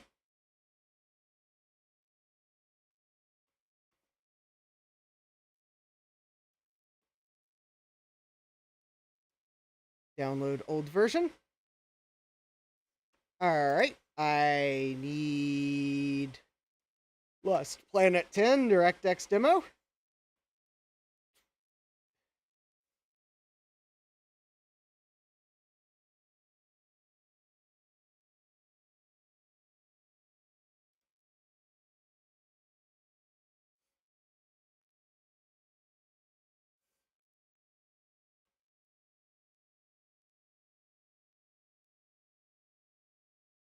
Yeah, I have to say this motherboard CPU combo seems to be a winner overall. One driver it didn't install, and it had something to do with power management. Alright, and then the Octane benchmark. Alright. Well, I will add a bookmark there to come back to run the benchmark. Oh, and one other thing.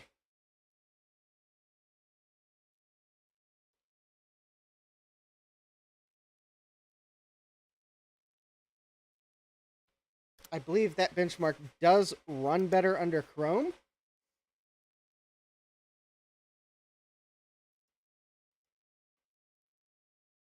So I will run the benchmark in Chrome because I don't think the video said that I had to use a particular browser.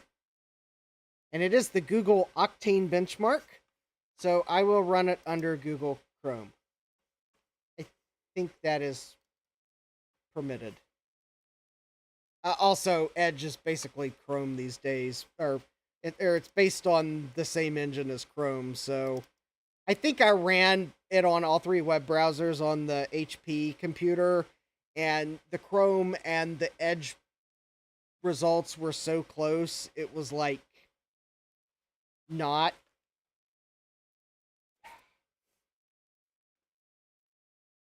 I think yeah, it was. They were so close. It was. I realized afterwards it was not worth my time running them on both benchmark or both browsers.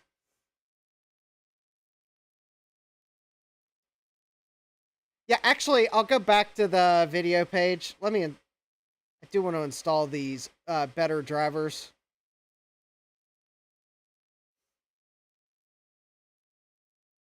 Or at least I have an impression that the AMD drivers are probably better than the Microsoft ones, but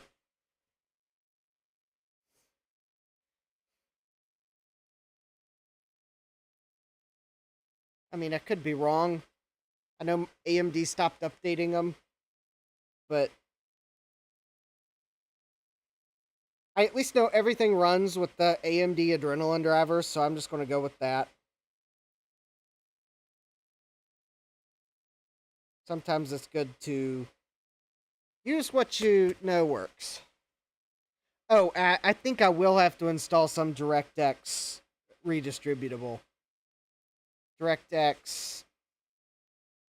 Alright, it's just extracting drivers. So let's go back to the Google page. Luckily, I bookmarked the video.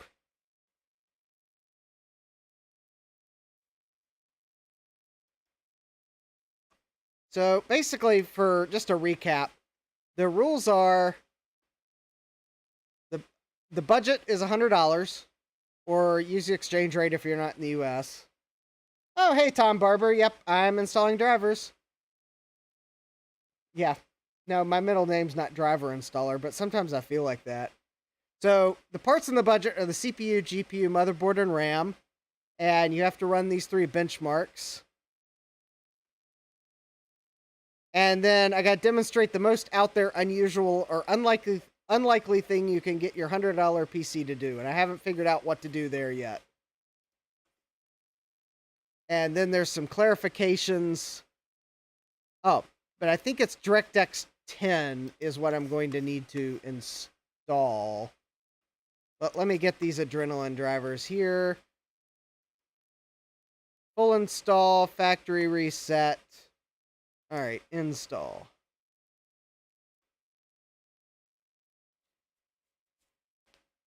Also, I think the rules clarifications were around... I'll go back and double check what they were, but shipping doesn't count towards the cost, but you do have to buy all of the parts after the announcement. Apparently, one clarification was no scouring the frees for everything, the free piles. So you do have to actually buy the parts of the 4 parts that are in the budget. For the parts that aren't in the budget, those you get anywhere. Whatever. But for the 4 items in the budget, you have to buy them. It has to be bought after the announcement. And you have a $100 budget. Oh, and another clarification was this year, the budget is $100, and going over is a disqualification. So apparently there's no, like, penalty points for going over. But I think there is still bonus points for being under. At least I hope there is.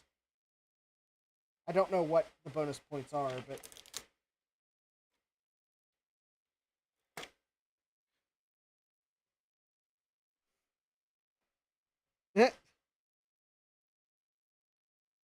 Alright, so let me log in here with my... Oh. PIN number that wasn't 12345 because that's too insecure for Microsoft.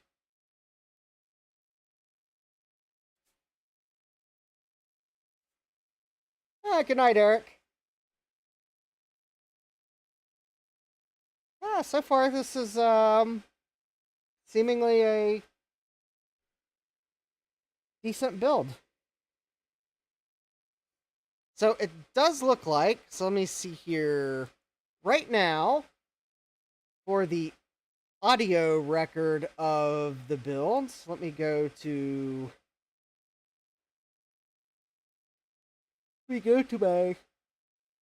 my own video, because I put it in the description. Oh, actually, you know, I could almost probably... I bet I could edit the description right now if I wanted to. I'll just go look at the video. There we go. So, right now, I am using build configuration A. So that is this Asus motherboard with the Phenom 4 965 and the 4 gigabytes of RAM that came with the CPU and motherboard. So that's $16.85. The XFX Radeon R9 380X GPU that was $28. So that is a total of $44.85. And my budget remaining would be $55.15. So once I run through all the benchmarks with that configuration, then I'm going to shut down and put the HyperX memory in. The HyperX memory cost me $20. So in that case, my total spend would be $64.85. And I would have $35.15 budget left. So I don't know right offhand what the points per dollar you didn't spend is, but basically, if I get a higher score with the 4 gigabytes of RAM, that's the build I'm going to enter. Otherwise, I'll go with the build that has the HyperX. Quite honestly, Windows seems to be running fine with 4 gigabytes of RAM. At least that's what it feels like right now. So, this, at least for the purposes of this competition, this may not be bottlenecked with only 4 gigabytes of RAM. Because the thing is, I only have to run those 3 benchmarks. I don't need to run them 3 simultaneously. And yeah, 4 gigabytes of RAM may be totally fine.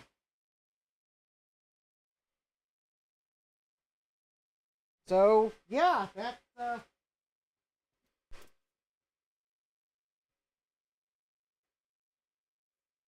Actually, you know, the one crazy thing I could do... I could do the crazy thing of the entry is the RAM configuration.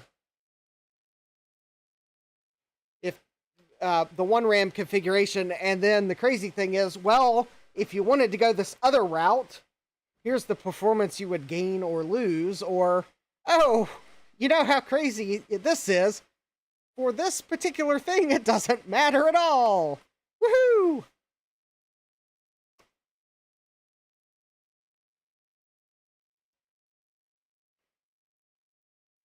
Dave says he's running 32 gigabytes in the HP. Well, at the moment, I'm only running 4 gigabytes. All right.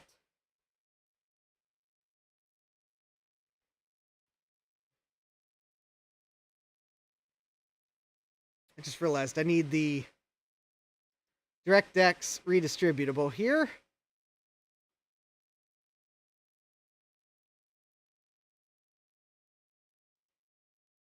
All right, so I think this is what I want here. Because the thing is, Windows 10 does not include DirectX 10 by default, so you have to install the redistributable.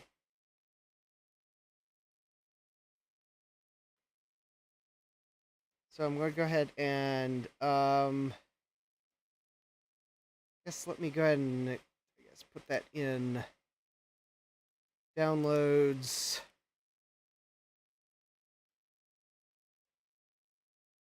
Alright, I guess I could...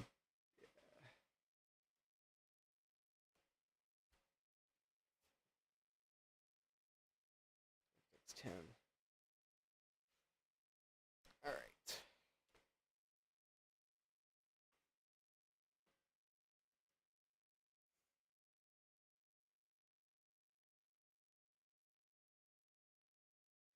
Yeah, Jesse says 4 gigabytes RAM can be done on 10. Our point of sale systems have 10 LTSB with 4 gigabytes of RAM. Okay, the long-term supported. Okay. Yeah, I know it can be done.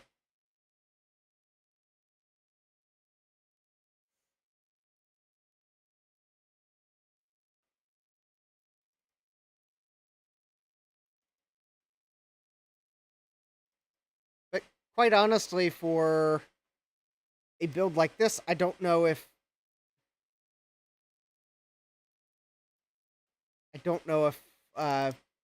more RAM is actually needed.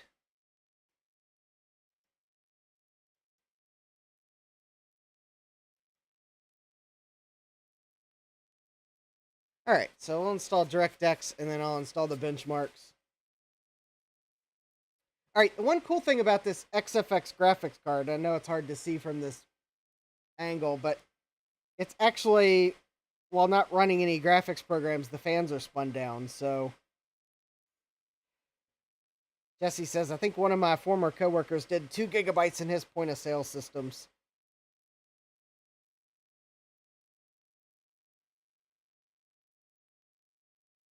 Gutbomb says, my main machine is an M2 Mac Pro Mac Mini with 16 gigabytes, never actually had any trouble.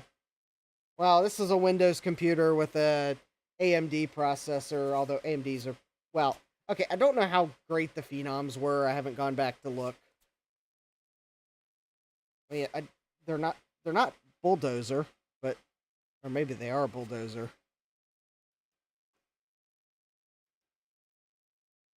Alright, so let's see here. So I do need to install the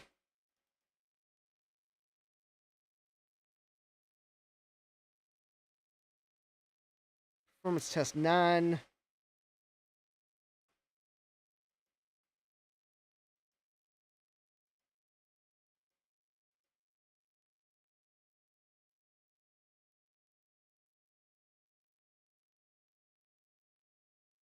And let's see here. I don't want to launch that just yet. All right, and then I want to install the time demo. Extract all. And install the time demo. I mean, this system does seem to be pretty snappy with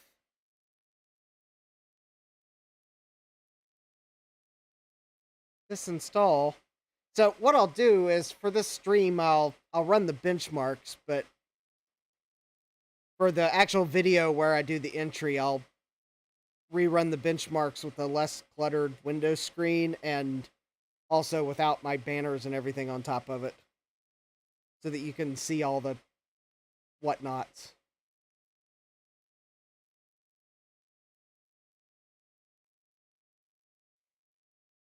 Let's see, Gutbomb says, my Windows gaming machine has 32 gigabytes, a 5800 X3D, and a 3080, but I literally only use it for games.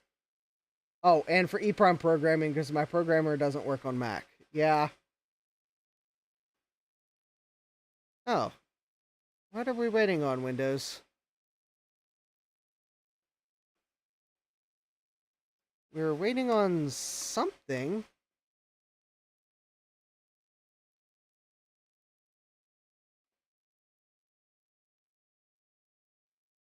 I have no idea what we're waiting on, but we are waiting on something. I don't know if we're waiting on Windows to decide that this is an okay installer to run. Guess I could close Firefox to free up some RAM. Guess I could also see here. Run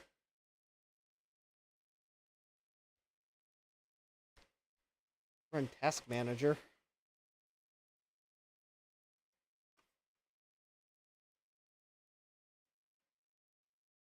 Oh, there we go.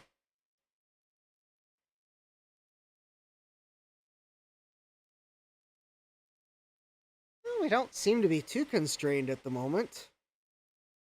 Okay, now we're using half the memory. What's our performance look like? There we go.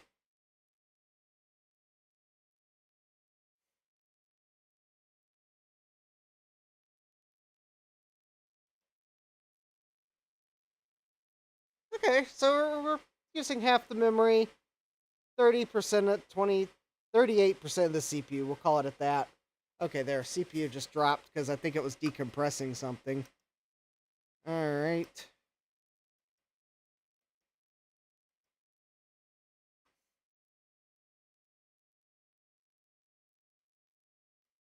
It is quite possible that I'll need more RAM, but we'll see. Gutbomb says it's downloading more RAM. Yeah, good one. Yeah, I'm going to install RAM doubler.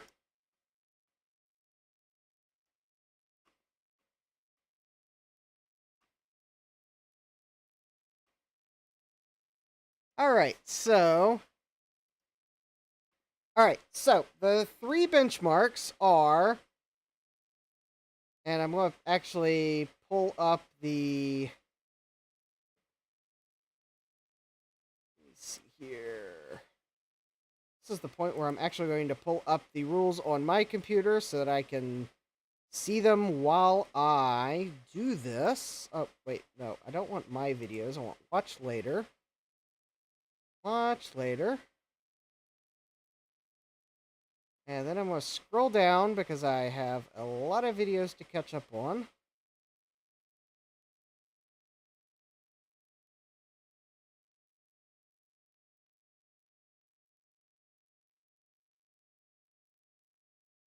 Okay, I should be close now.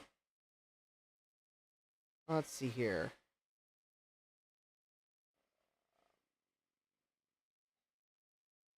It should be really... There. Found it.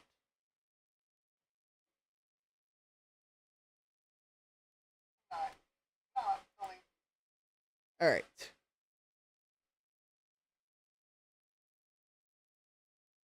Actually, while I'm thinking about it, and I have the description open,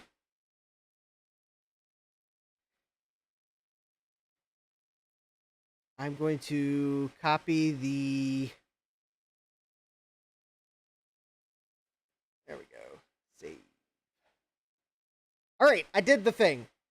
The video description now has a link to the challenge video so that anyone can go look at it by just clicking on the link-a-doodle. Yay. All right, so I need to run the Passmark version 9 CPU benchmark. All right.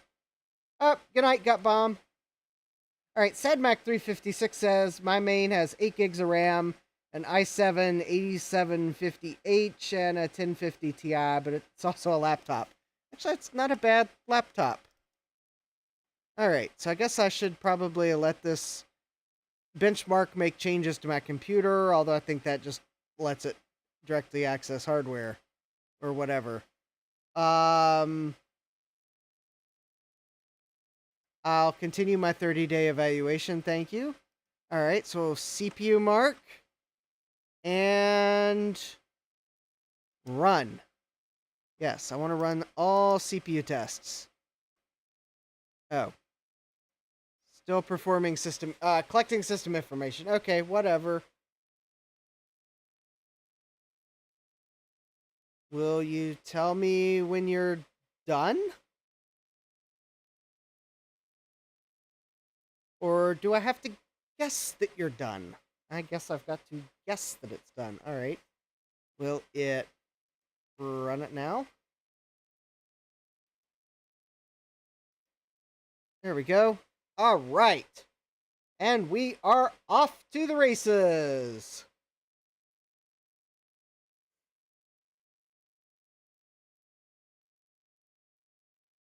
Yeah, Sadback356 says, yeah, it's a good one. Even better that I can actually upgrade the storage and memory. Yes, definitely. Definitely good that you can do it and have had to do it. Yes, even better. That validates your purchase of an upgradable machine. But yeah, 8th gen i7, 1050 Ti, that's good combination.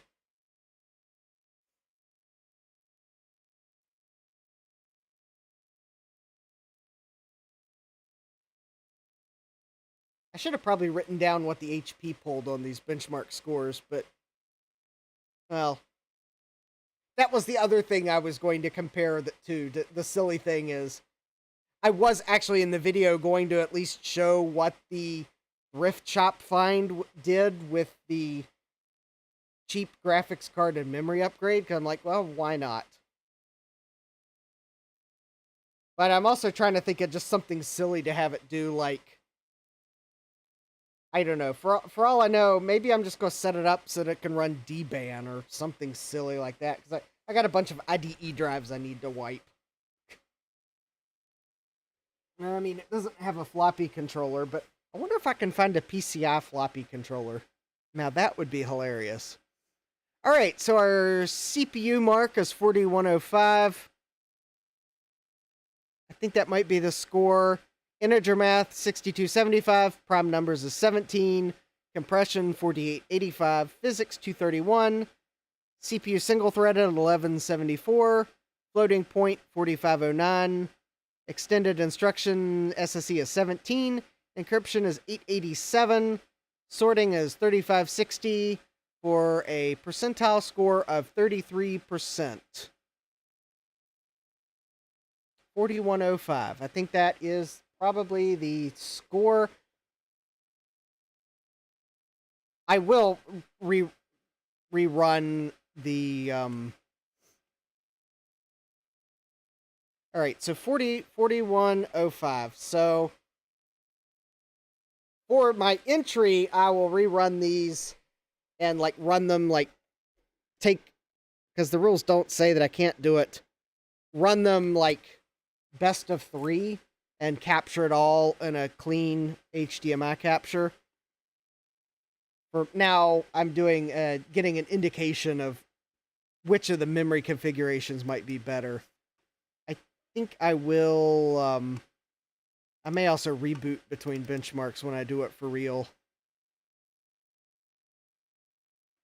All right. The second benchmark is the Lost Planet DirectX benchmark defaults. And I want to say it might actually be the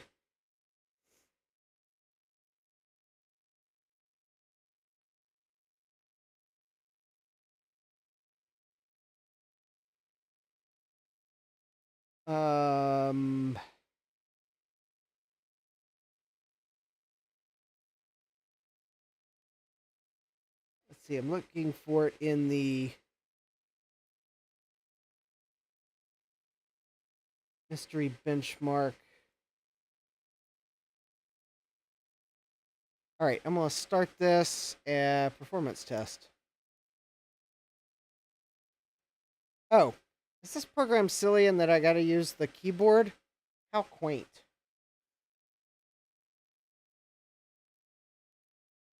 All right, and it's in the cave section. All right, so I'm while we let this run here, I'm watching Tech Ambrosia's video on without sound. All right, so we got the Passmark CPU performance test version 9.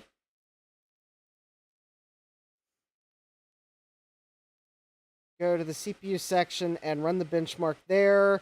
Points awarded are the benchmark score divided by 100.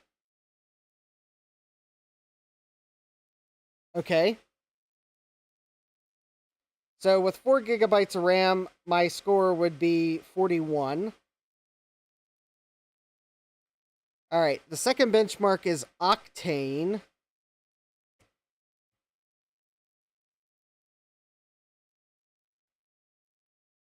All right, the benchmark score divided by 1,000. Okay, so we'll get to that in a moment.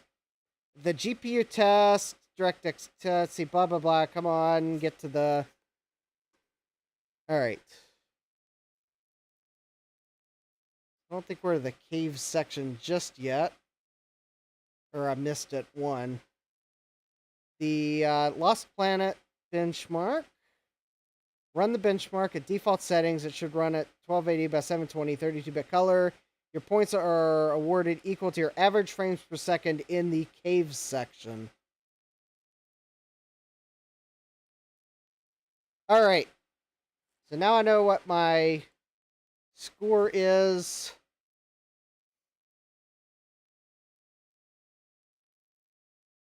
All right.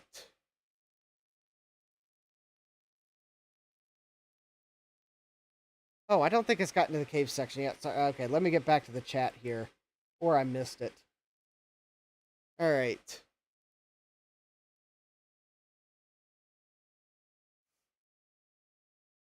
So far, I would get 41 points for the CPU.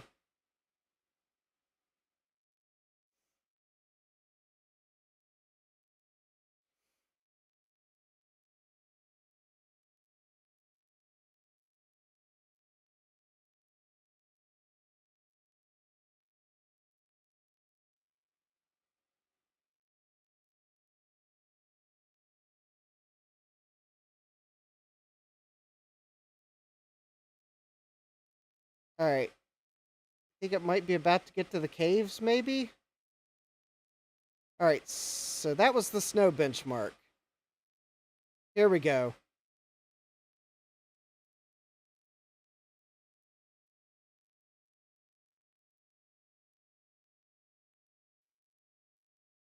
I think this is the cave benchmark.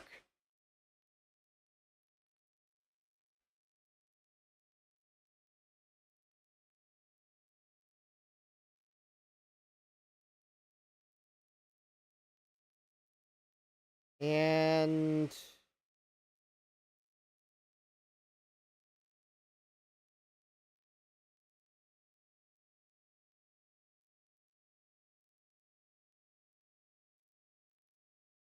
102.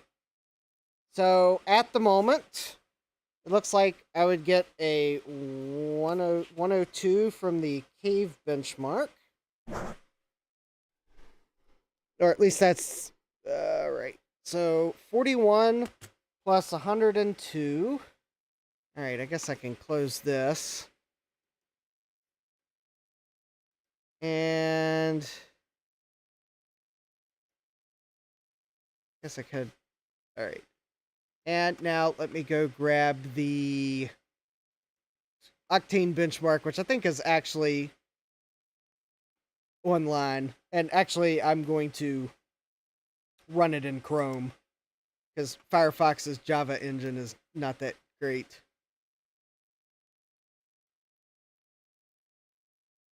All right. Let's see here. So, copy. And then I will open Chrome. And, well, I will open Chrome.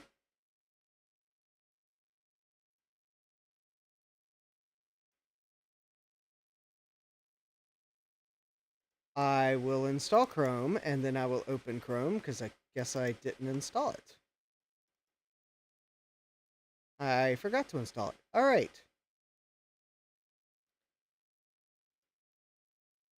So, I've got, let's see here. So, I've got 41, 102, and we'll run this benchmark, and it's the score divided by 1,000.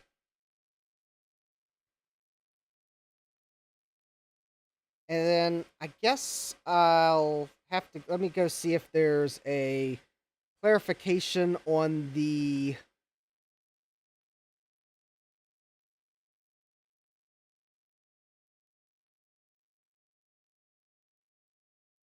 oh, we're not scored on price this year. Oh.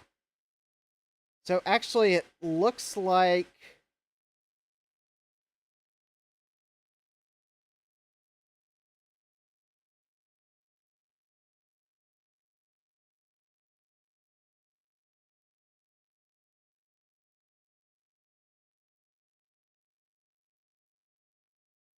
so it looks like there may not be a bonus for going under the budget. All right. Well, then I guess maybe I will probably just run the scores with the 16 gigabytes. I wish I'd noticed that.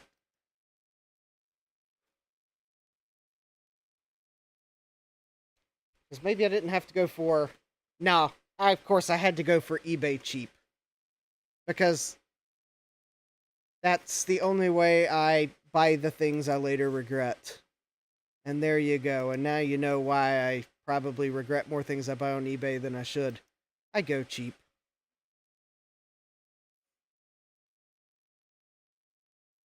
It's actually almost appropriate. I think everything that counts for my build came from eBay. Yes, it did. The place where I buy things I later regret. Yeah. This build is not sponsored by eBay, however, I certainly gave other eBay users enough money for all these cheap parts.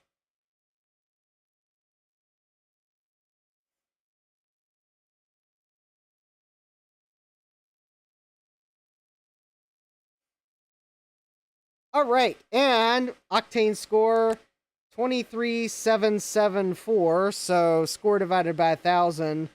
So I guess it's 23.774.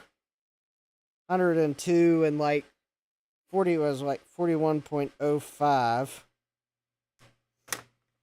Hey, sometimes those decimal places might make the difference between winning and losing. All right, so let's see if adding some more RAM makes a lick of difference. But since there's no bonus for price, well, my official entry will be the blue RAM and the blue motherboard with the not blue video card.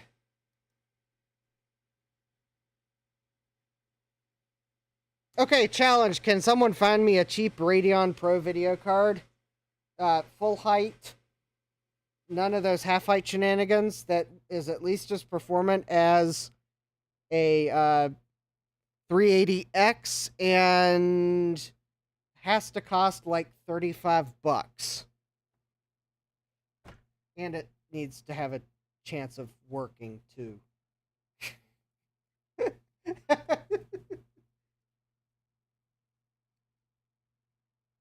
Something tells me the answer is going to be no.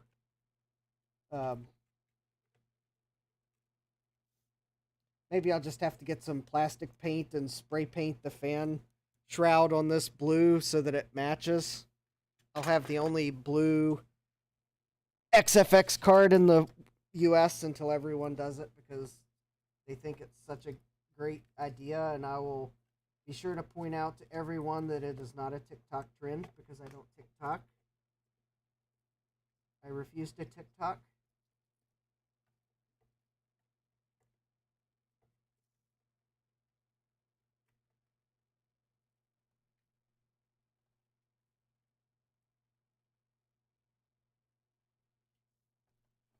All right. Why won't this memory go in? I know this is DDR3 memory. At least I thought it was. Come on. All right. Oh, it did go in. Oh, okay. It went in. I'm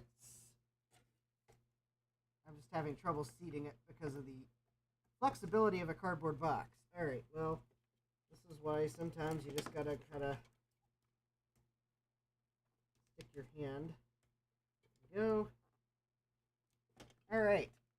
So now I have blue memory in it. All right.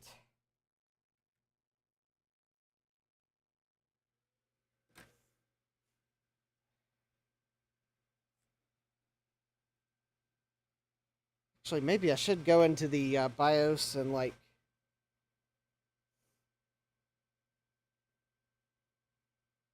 check the memory settings.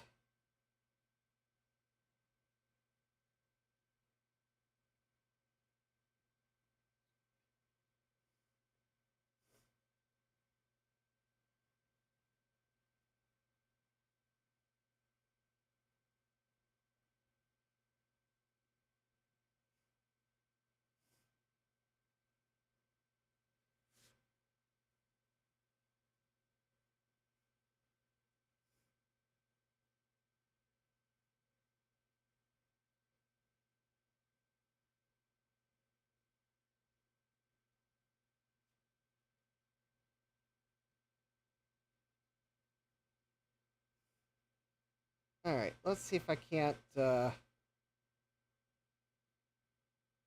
right, actually, I haven't changed any settings other than memory size. All right, I'm gonna run the benchmarks with the 16 gigabytes of RAM. Windows may be a bit snappier. And then I think I might go wild and crazy. And I might actually see if I can't overclock things a little bit.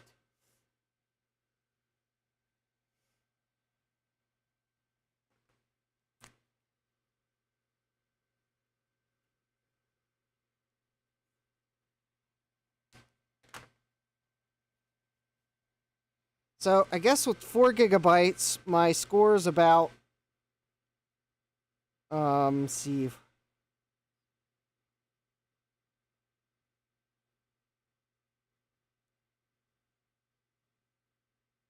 about 166.8. So something tells me this may actually not be that much faster. All right, I am going to let Windows kind of have a chance to finish loading, so I am going to go to be right back momentarily while I let Windows have a chance to like finish loading, and I'll be back in couple minutes.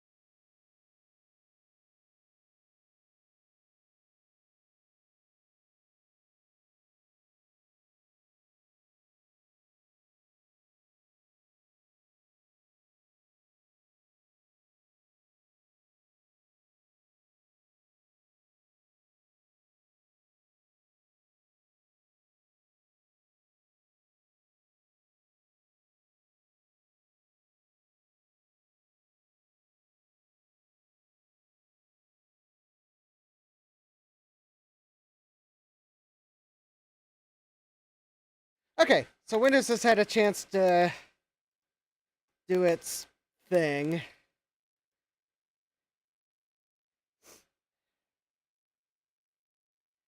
So, all right, let's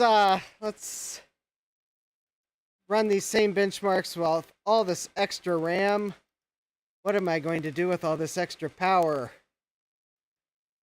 Honestly, I think the CPU benchmarks with this extra RAM are probably going to be about the same. I really can't see the RAM helping these benchmarks. You know, I just had this wild and crazy thought of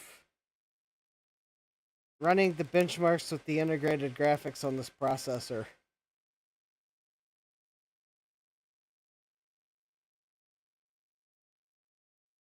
But then again, it doesn't help because apparently there's no like penalty or there's no bonus for going under budget. So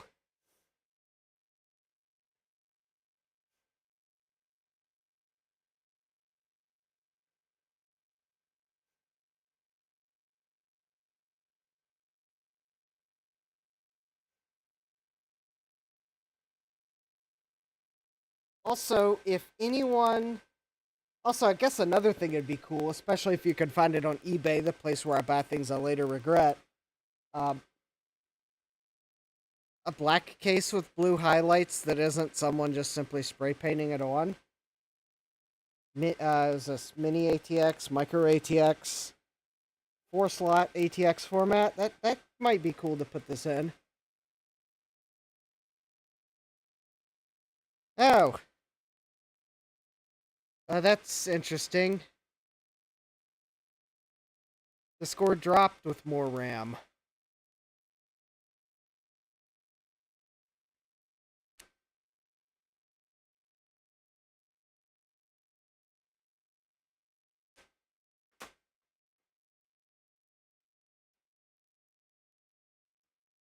Well, let me rerun it again. I wonder if that's like a...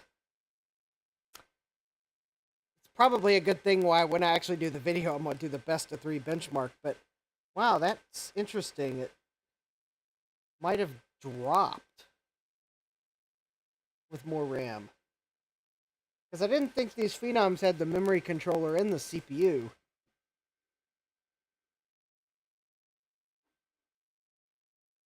Why is my chat not updating? I hope you all aren't like chatting up a storm and thinking I'm ignoring you.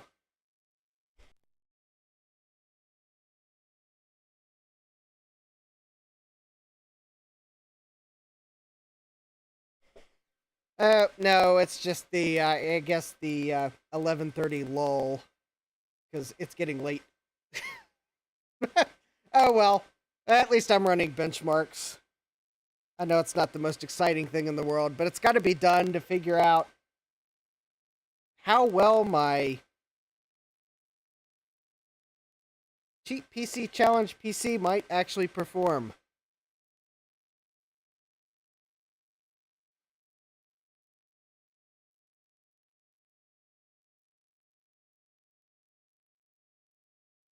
Oh, well, there we go. 40.82. Well, that's...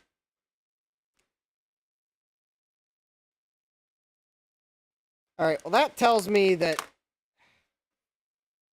it's quite possibly... Maybe I'd just run it a couple times and take the best one, because maybe Windows was doing things in the background. Maybe I boot the system and let it actually run longer before I run the benchmarks.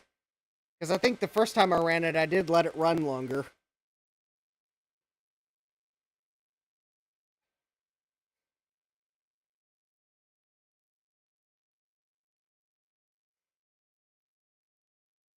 Okay, now this I would expect that maybe some more RAM might help it.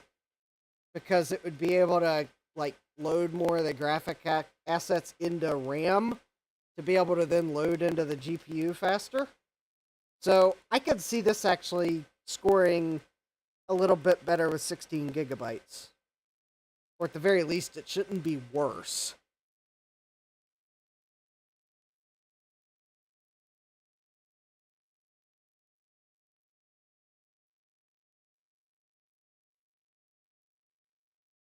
Thomas Armstrong said, this needs Doom. Yes, I'm like wondering if I put a PCI sound card in this thing that's DOS compatible, if I could actually like run Doom on DOS and get sound.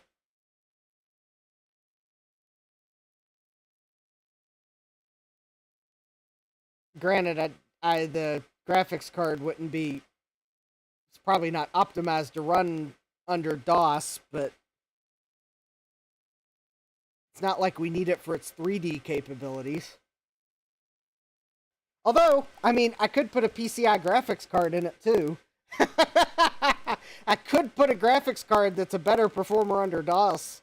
PCI graphics card, a PCI sound card, and it's got IDE that I think I can set to native mode or whatever the non-AHCI mode is. So I bet I could get DOS to run on this. Now, installing it might be the problem. There's no floppy controller, but I wonder if I pre-installed DOS 622 on a hard drive, if it would boot.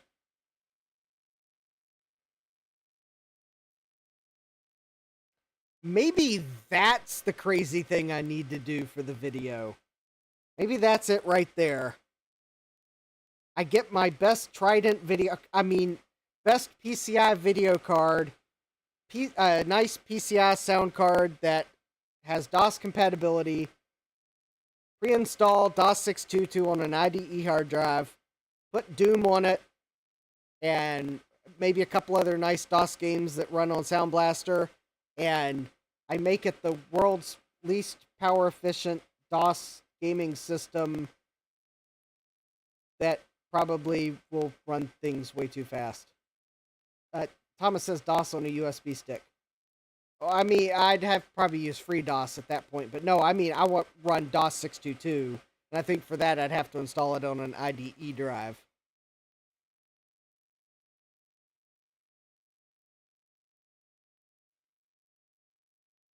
But I don't know that I could get DOS to run on a USB stick.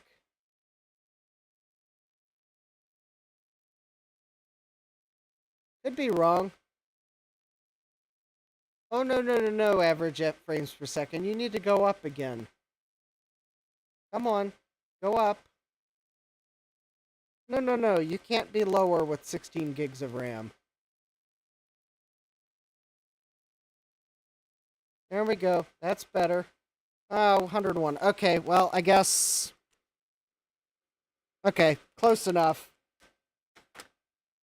Close enough. It was a frame off. Best of 3 will take care of that. Alright, Google Chrome. Enhanced ad privacy.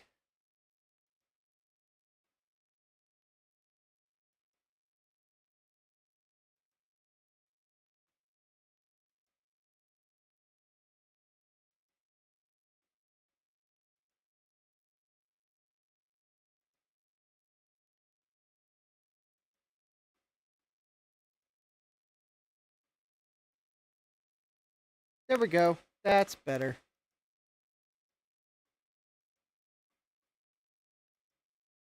I don't trust Google that much, so there we go. Alright. Well, Thomas, I know Chrome is scary, but this benchmark runs like a basset hound in Firefox.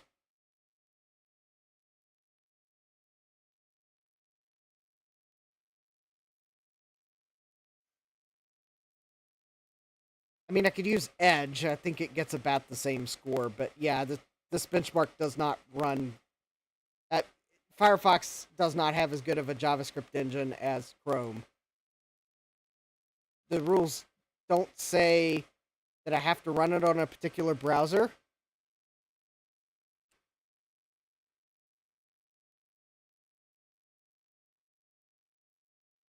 All right, it looks like the net effect is 4 gigabytes of RAM, 16 gigabytes of RAM. I think it's a wash. I don't think there's any performance difference between the two. Now, I think what might actually give a performance difference is going into the BIOS and seeing if I can't turn on the overclocking. Kind of a bit scared to do it because, I mean, it's not exactly the heatsink that I would use for overclocking, but alright.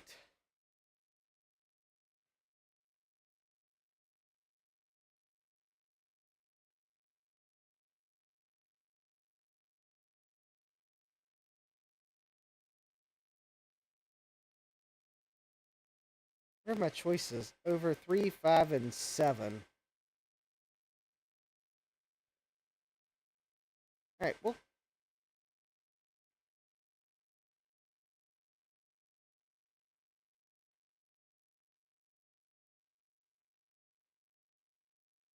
I'm feeling lucky. I mean, I'm also feeling like it's like almost 20 till 12, so...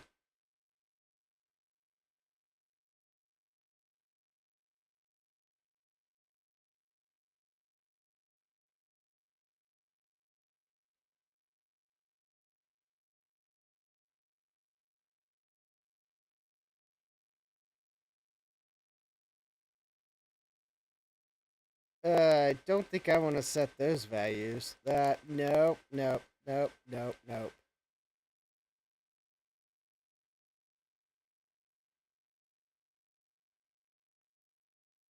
Ah, well, apparently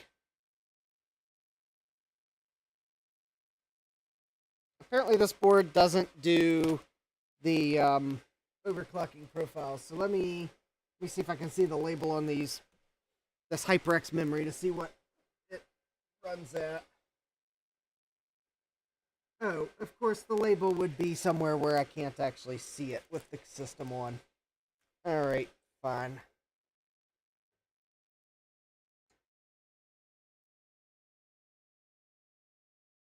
If I turn this into a durable system, that CPU fan is getting replaced.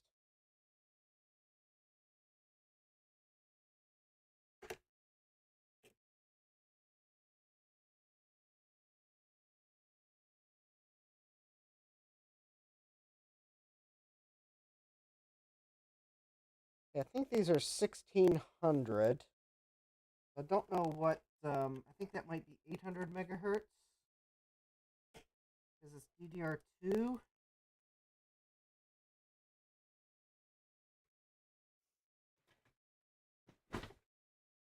Okay, I mean,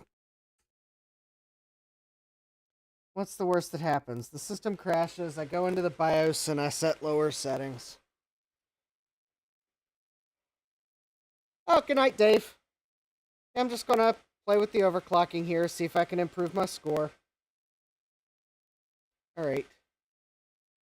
Press 4 to... Oh. Alright, CPU configuration...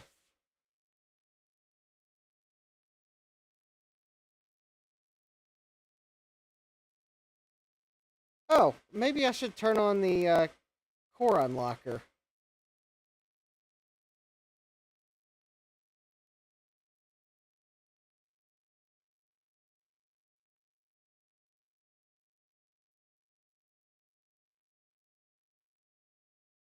Alright. Let's see what core unlocker does.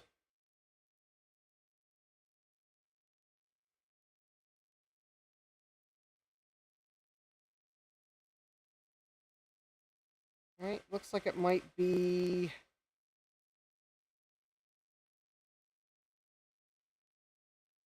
Oh, 4 cores are activated.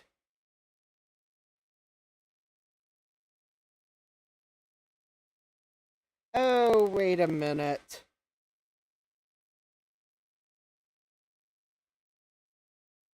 Oh, I know what core unlocker is. It turns on the cores that are locked at the factory because the AMD does their binning. Some of the CPUs had cores turned off just for the configuration point. It had nothing to do with overclocking. Now that I saw the message, I know what that was. That was turning on the deactivated cores. Sometimes they're perfectly fine. That's what that is. Okay, so let me turn on CPU overclocking. And I'm gonna...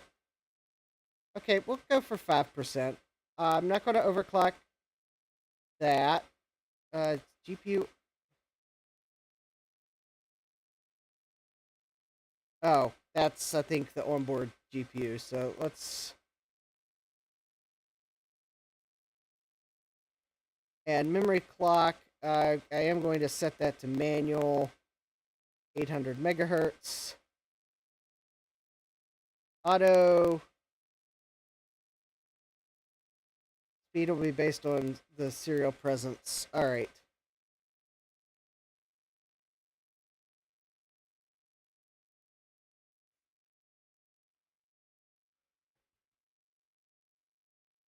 Okay, this, yeah, okay. Yeah, sometimes you gotta turn things on to figure out what it does. Yeah, that makes way more sense. Alright. I have no idea if this is going to be stable or not. This may not even make any difference at all. I kind of expect it will, even overclocked, will boot into Windows, because it's probably not running all the cores fully boosted, but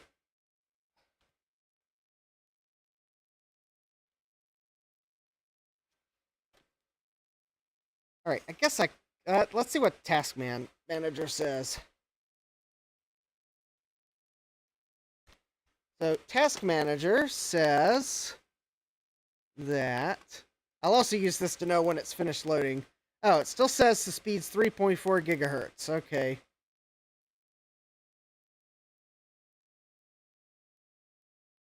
I don't think it unlocked any cores because I think the X4 already has all 4 cores activated, so I don't think that did anything. The overclocking might help a little. If anything, maybe my CPU and Octane score might be up about 5%.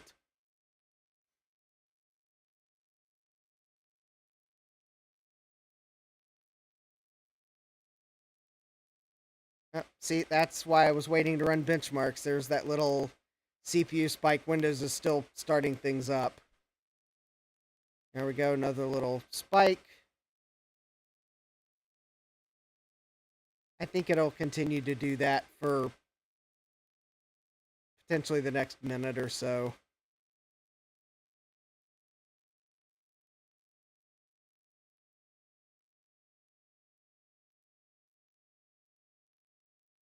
Actually, that might be good right there.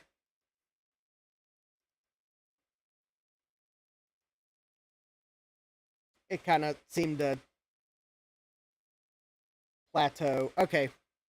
At this point, all right, let's see what CPU mark. Run. All right, now this is where if my overclock is unstable, it might just up and crash. We might even get another one of the blue features of Windows to go along with my blue motherboard and blue RAM, and that would be the blue screen of death.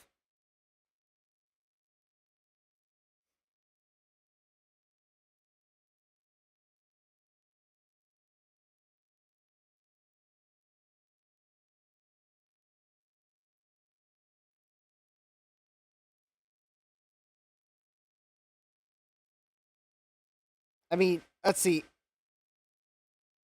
If we get a 5% uplift on the benchmark from a 5% overclock, then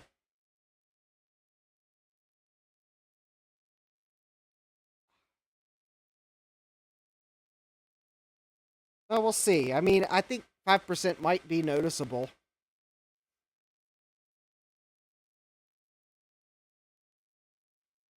Also, I don't think this motherboard is really designed for overclocking. It has way too few settings, but whatever.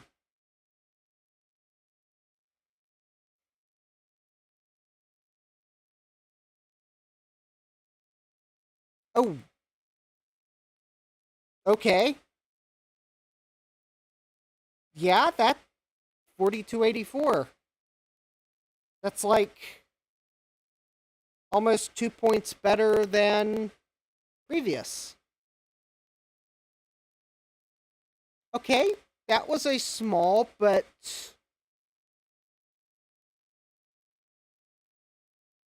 meaningful uplift. Okay.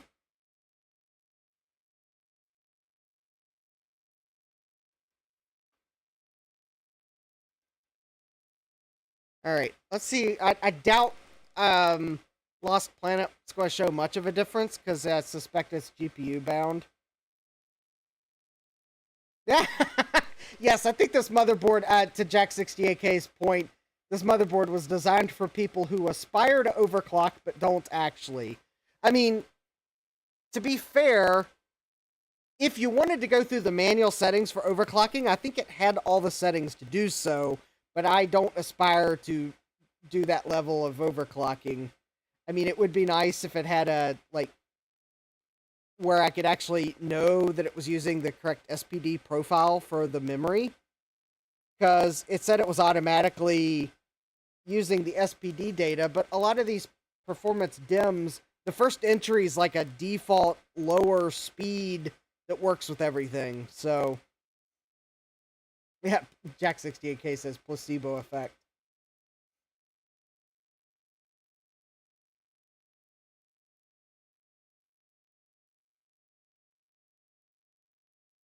I don't think the rules said anything against overclocking. I think I'm going to say overclocking is fair game because if the system can do it, do it. I mean, I might even see if I can find a utility to let me try to overclock the GPU. I mean, what's the worst that's going to happen? They stop working. They turn into an eBay regret. Oh, would that be the end of the world? No. Just give me more to regret.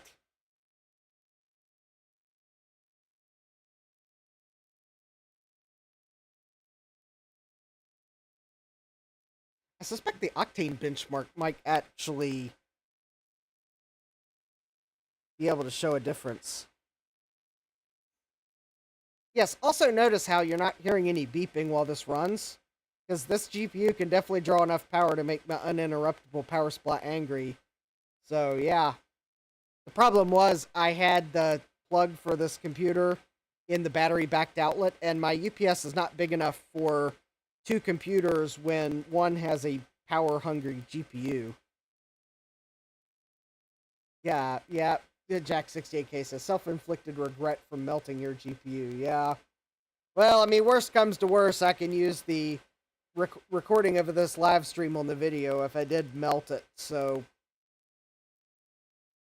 I would have evidence that I did pull the score. Granted, it wouldn't give me the chance to do a best of 3 benchmark, but I would at least be able to use the score I had, because I am recording this. So, yeah, I did remember to click. I sometimes forget to click record, but I did remember to click record tonight. I'm even recording. I'm also recording on the camcorder in case anything spectacularly explodes. I mean, I doubt that's going to happen, but.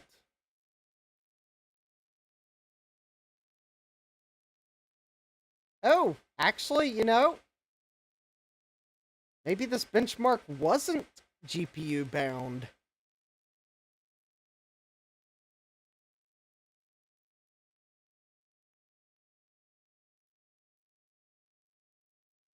This benchmark might actually show the 5% increase in. Look at that.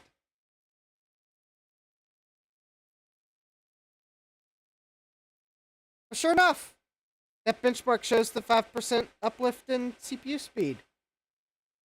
Awesome. Okay.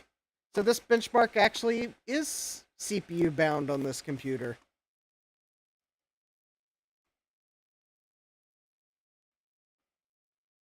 All right, and then last but not least, the Octane benchmark.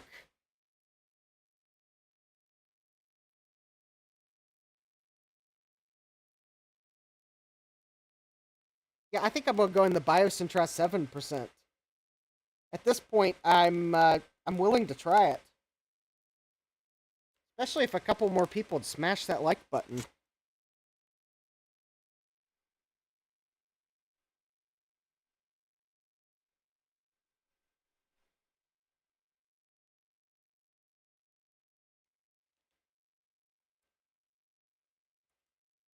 $24. Oh yeah, I think that actually shows. It might be a little higher than 5%. All right.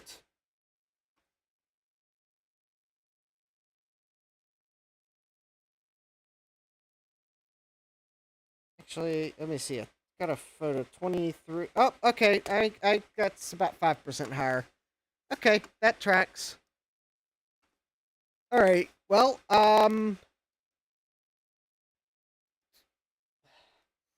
feeling lucky.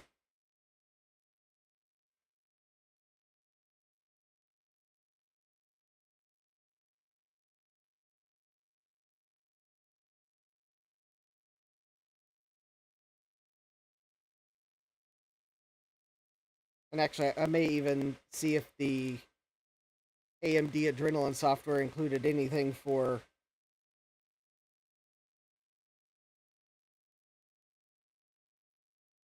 overclocking. Let's see if I can get away with the 7% overclock.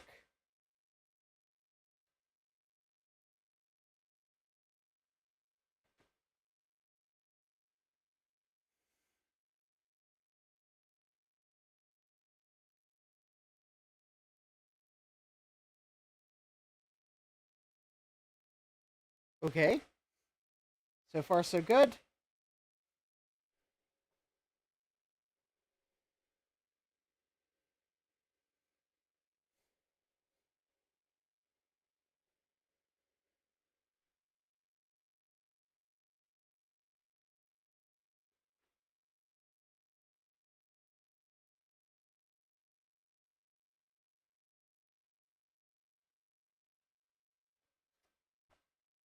All right. 7% overclock.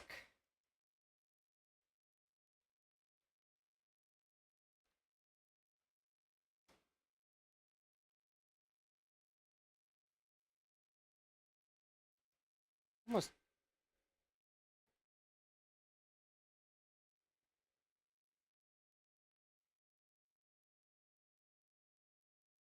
All right. So let me let Windows finish loading. I'll wait till it gets the. We'll wait till the point where there'll be a couple bumps, and then it should get to the point where the CPU is allowed to clock down to about a gigahertz, and when it sustains that for a couple seconds, then I should be to the point where Windows has loaded everything.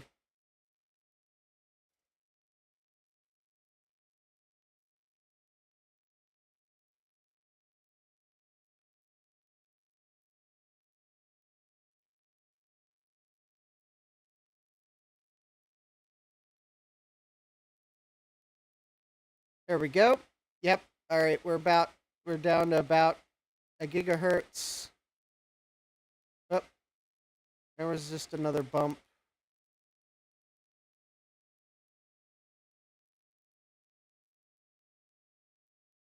All right, I think though that's about the point where I started benchmarks last time.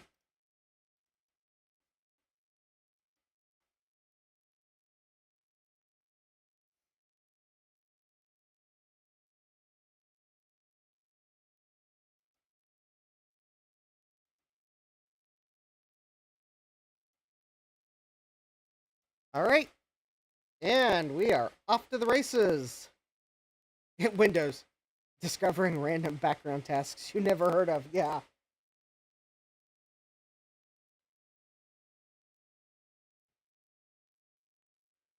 All right, I think I am happy with this cheap build. If anything, I'm hoping that it shows that for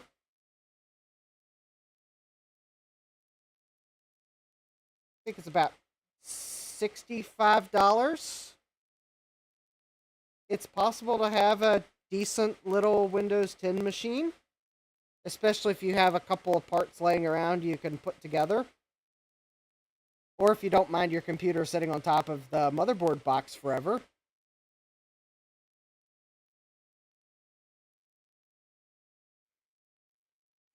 Yeah, if this is still stable, it's really good. I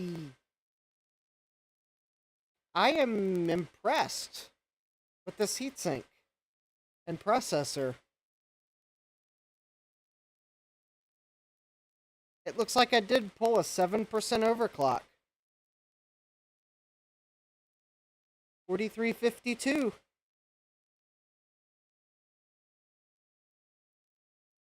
I think I've managed to pull a 7% overclock on the CPU.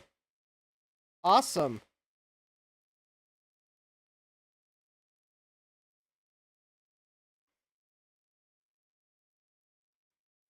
Getting every last little bit of performance out of my cheap PC.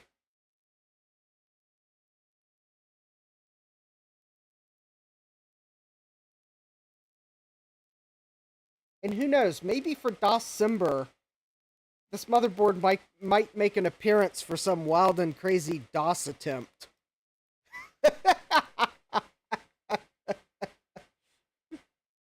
After all, Trina did send me a 200 gigabyte IDE hard drive, and... Oh, wait, I think I did put it in something.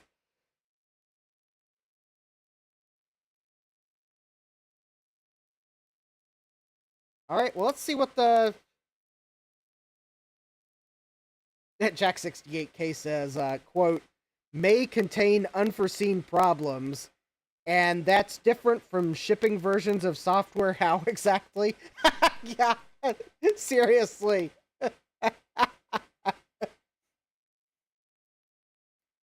Alright, I may have to check out the AMD overclocking abilities of this 380X, because I have applied new thermal paste. So I'm fairly sure that from a getting the heat off the core perspective, that shouldn't be a problem. And this is a 600 watt power supply, so I don't see extra power being a problem. Now, will that help this benchmark? Because this benchmark seems to be CPU bound. I don't know. Because increasing the CPU speed has increased this benchmark. But it could be GPU bound too.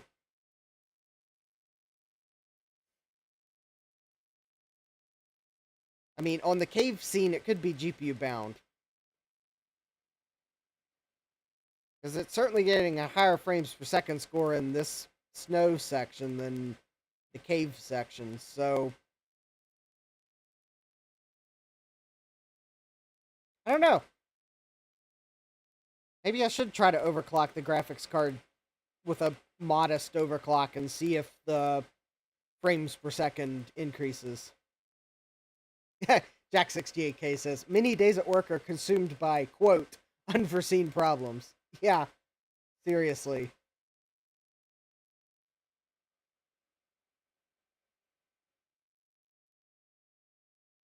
I think this is...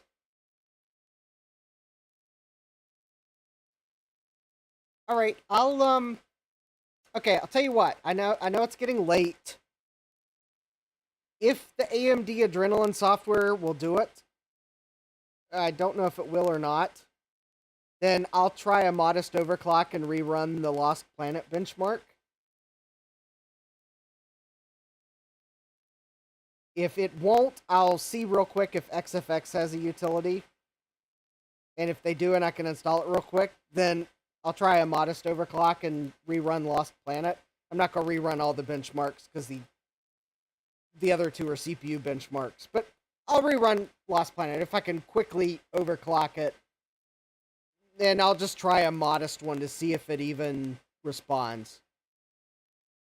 Because I'm seeing that 7% overclock on this benchmark. Because I can see it, so... It's there.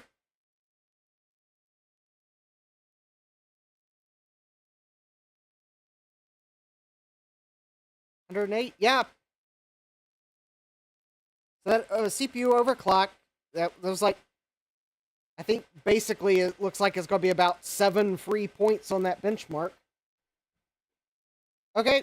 All right. Let me see if I can try a modest... Oh, first let me run the Octane benchmark for the record.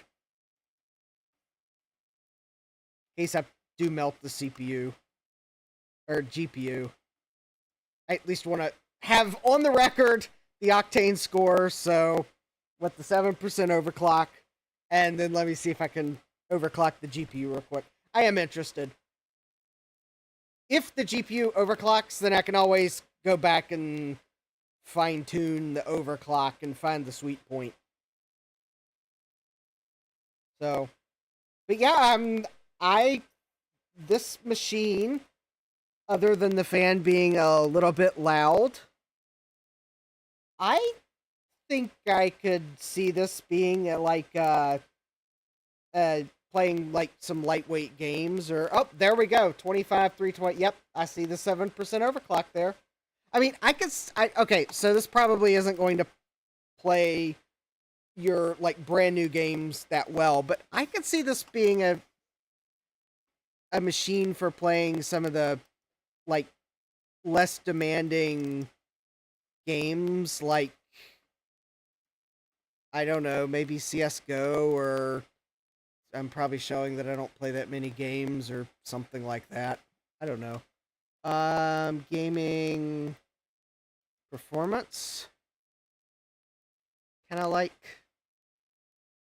tuning. End user license agreement. I accept. Oh, here we go.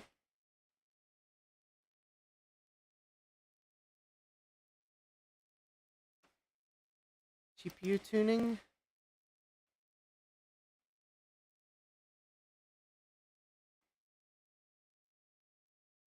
Oh.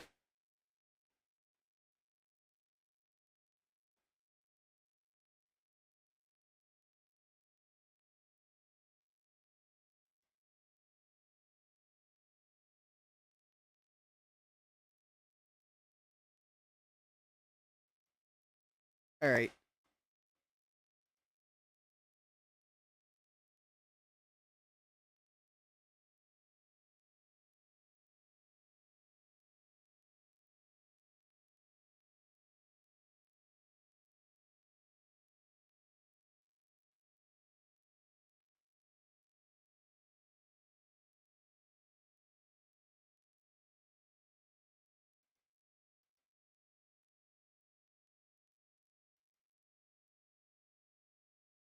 Let's see here. Oh,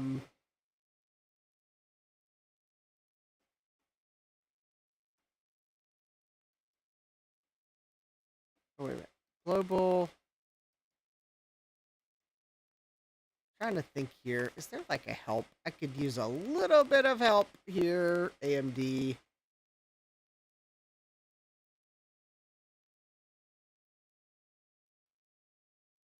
Let's see here. Notifications.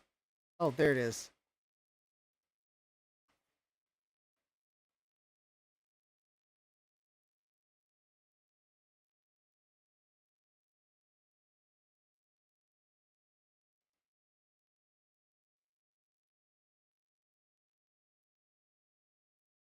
Here we go. Tuning controls. Here we go. All right.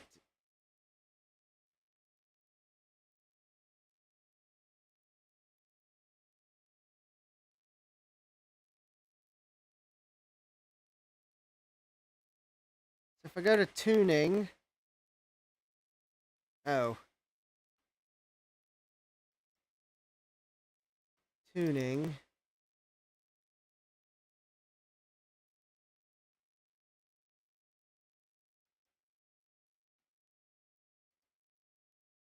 Let me try this so I don't like.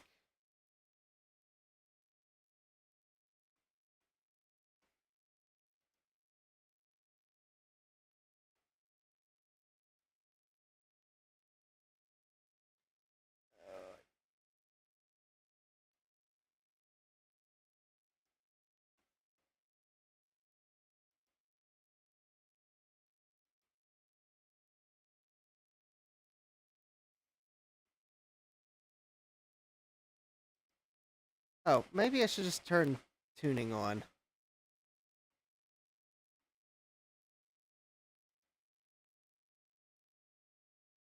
I don't know. Maybe I can set a power limit of like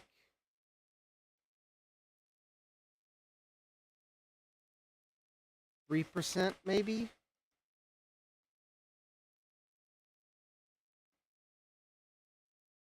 Alright. I don't know if that's going to do anything.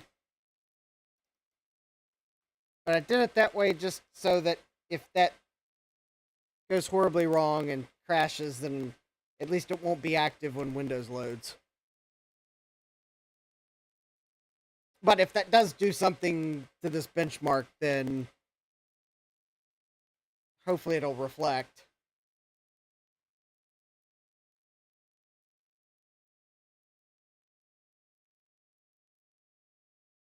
That might actually have done something. So maybe I'll have to do a bit more research about what all those controls do. Or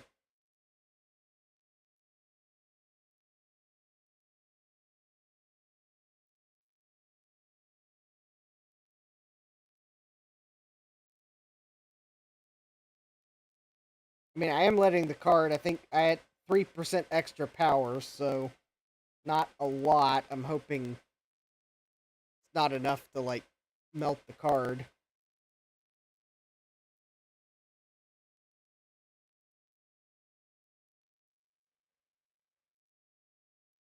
It does seem as if the fans have started spinning on the video card a little sooner. Well, we'll know on the cave scene if that did anything. It's also possible that the tuning in the AMD software may not work with this generation of GPU. Because the help, when I went to the help to look it up, it seemed like there was like a auto overclock option that maybe newer cards that are supported by this driver support. I guess I could go to XFX's website real quick and see if they have a utility.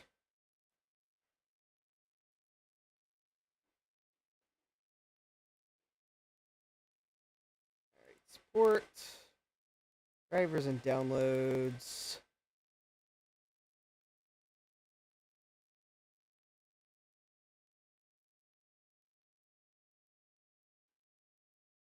Latest software from AM. Oh, maybe they don't have an overclocking.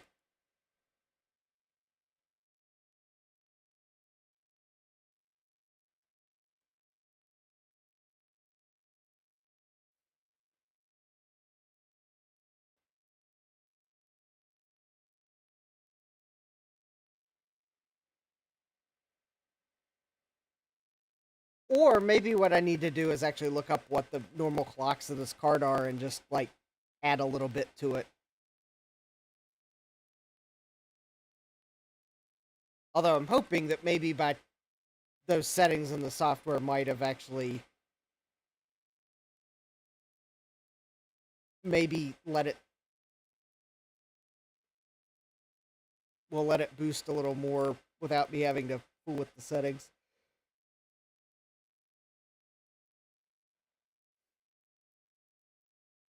Okay, well, let's see what this does with those settings, and if the score's higher, great. I know I'm onto something. Although I think I did find a page that's got the stock clocks.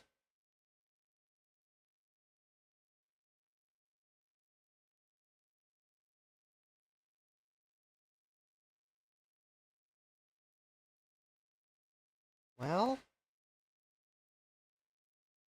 actually, no.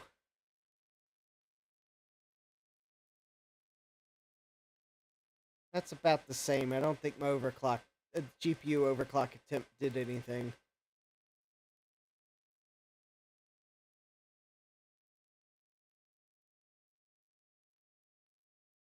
Nope. Okay, so that was not the overclock attempt I needed. Alright, let me try one more time. Alright.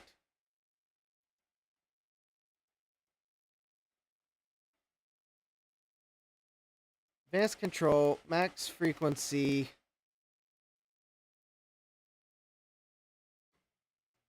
Oh, there we go. So the default is like 1040. So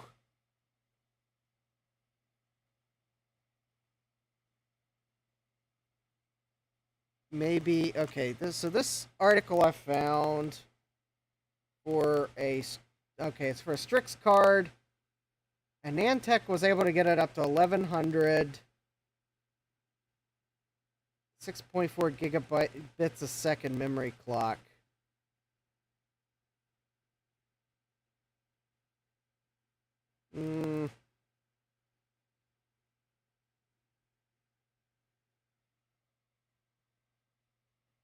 I think I'll split my okay, for this attempt, just to see if this is even viable, I'm going to split the difference of what an Antec did with a Strix card.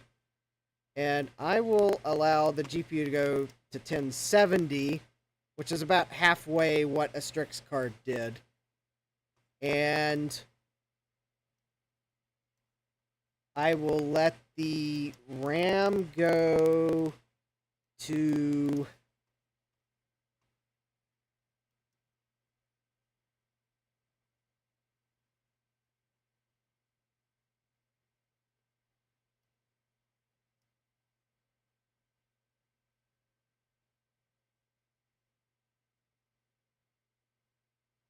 okay, I'll let it go to 1470 as well. Just a little bit of a bump. And I think, though, to let this run, I think I may need to let the power up just a little bit better. There we go. Apply changes. All right. Again, these are only active for Lost Planet, so...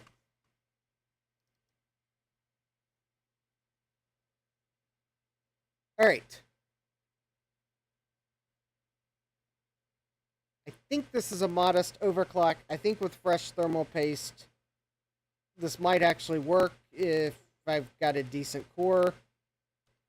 Worst that happens is I crash Lost Planet. Probably. Well, I guess I could melt the GPU. Or I could find out that this benchmark is CPU bound on this computer and it may not even show any difference at all. But hey, at least I tried. So this will be the last test here. Small overclock on the GPU. GPU fans aren't even on. This benchmark may be CPU bound, so this may not be where I show that, yes, I could get a little more performance.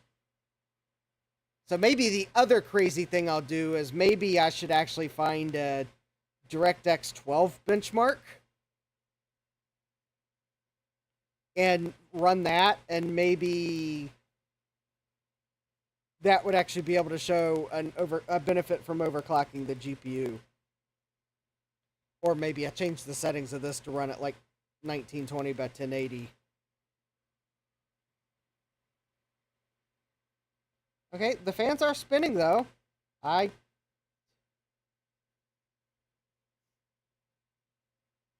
also need to look up what the memory clock is, what the gigabits per second for various memory clocks are, because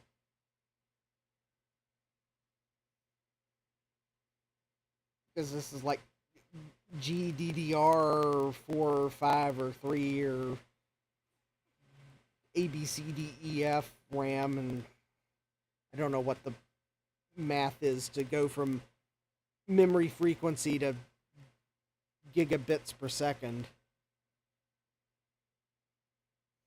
Yet the AnandTech article I found real quick about it overclocking a Strix R9 380X while it had the overclock speed in gigabits per second. Oh yeah, and now look, XFX doesn't have any bonus utilities on their website, so I'll have to overclock it with the AMD utility, or maybe I have to go find the MSI utility. I might do that too. That might be not be a bad idea.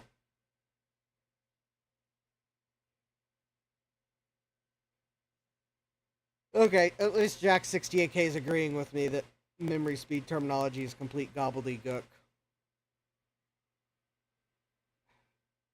I mean, DDR made sense, and DDR2 kind of made sense, and DDR3 sort of made sense. But then but then DDR4, it's not, seemingly not like it added, like, yet another bit per clock cycle, so how work not know software guy me is. Jack68K says, it's like the names of the display resolutions, WUX, YZVGA, blah, blah, blah. Yeah. Yeah, seriously, that's about it. Okay, I might have cracked the frames per second, maybe, sort of. Or not. No, maybe not. I think this is CPU bound. I don't think this benchmark's being helped by this GPU overclock.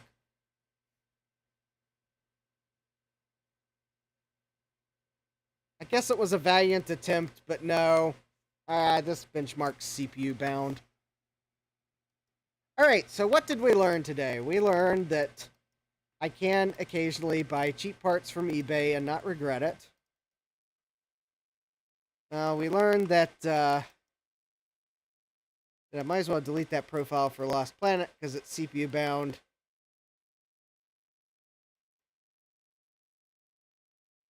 And I think I also crashed the AMD. Oh, maybe not.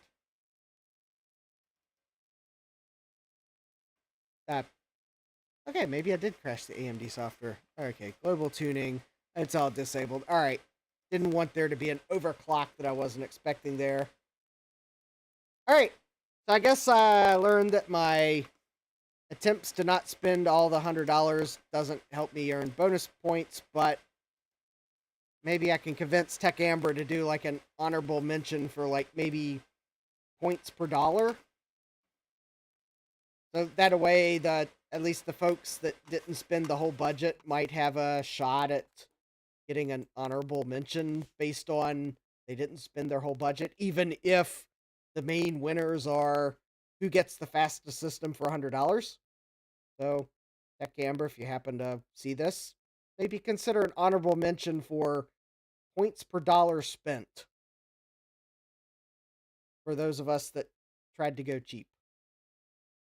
But I'm going to leave my HyperX Blue memory in here because I think I'm going to keep this system around. It seems to be a nice little AMD system, even if it's blue and not red.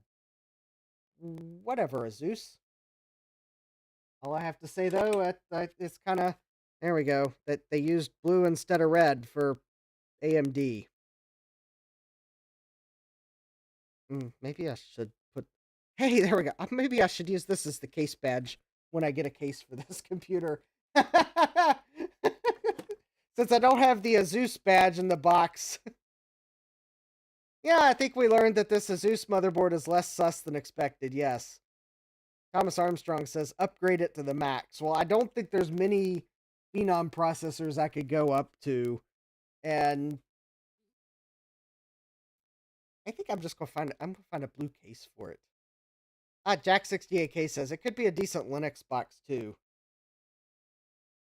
Yeah. Oh, wait. I guess... Yeah, okay. The first message said, I read what he meant, but it said it probably could be a decadent Linux box. I think decent is probably the better word there. Don't usually find motherboards or anything made with fiberglass as decadent. Ugh. But anyways, great success.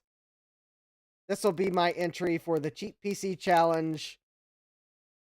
So the total spend, $65. Will it win? I don't know. Could I have done better if I spent another $35? Probably. Am I going to at this point? No. So, Tech Amber, please consider a points per dollar honorable mention category.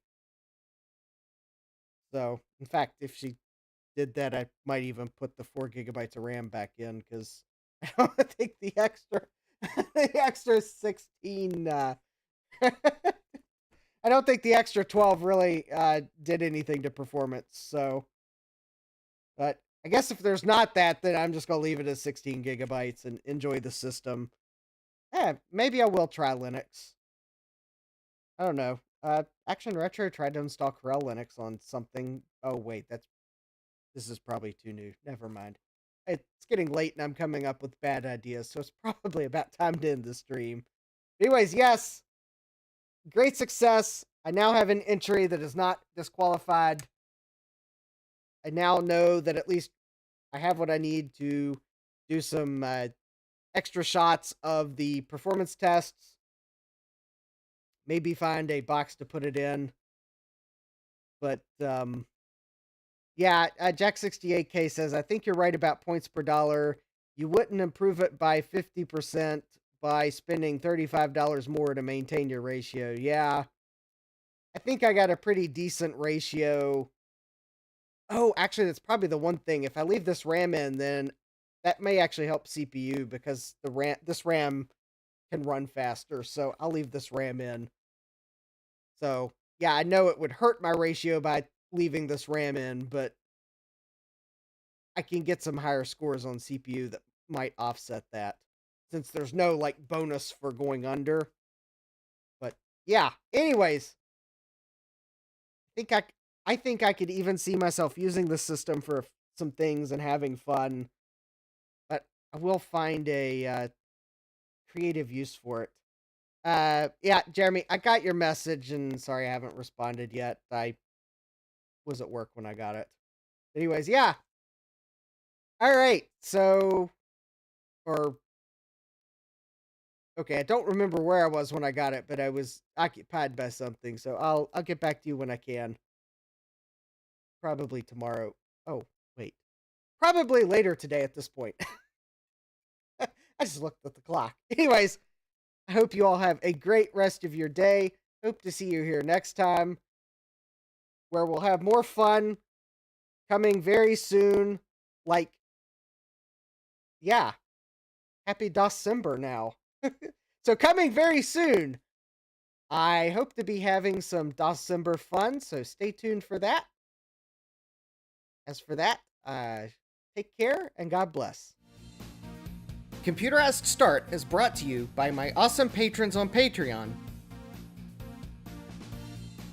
and by your tips and memberships on Ko-fi. These and other channel supporters make my live streams possible. You too can become a channel supporter with tiers starting at just $1. Don't forget to smash that like button. And if you've liked what you've seen, subscribe and turn on notifications so that you don't miss the next video or live stream. And as always, thank you for all your support. I hope to see you next time. And until then, take care.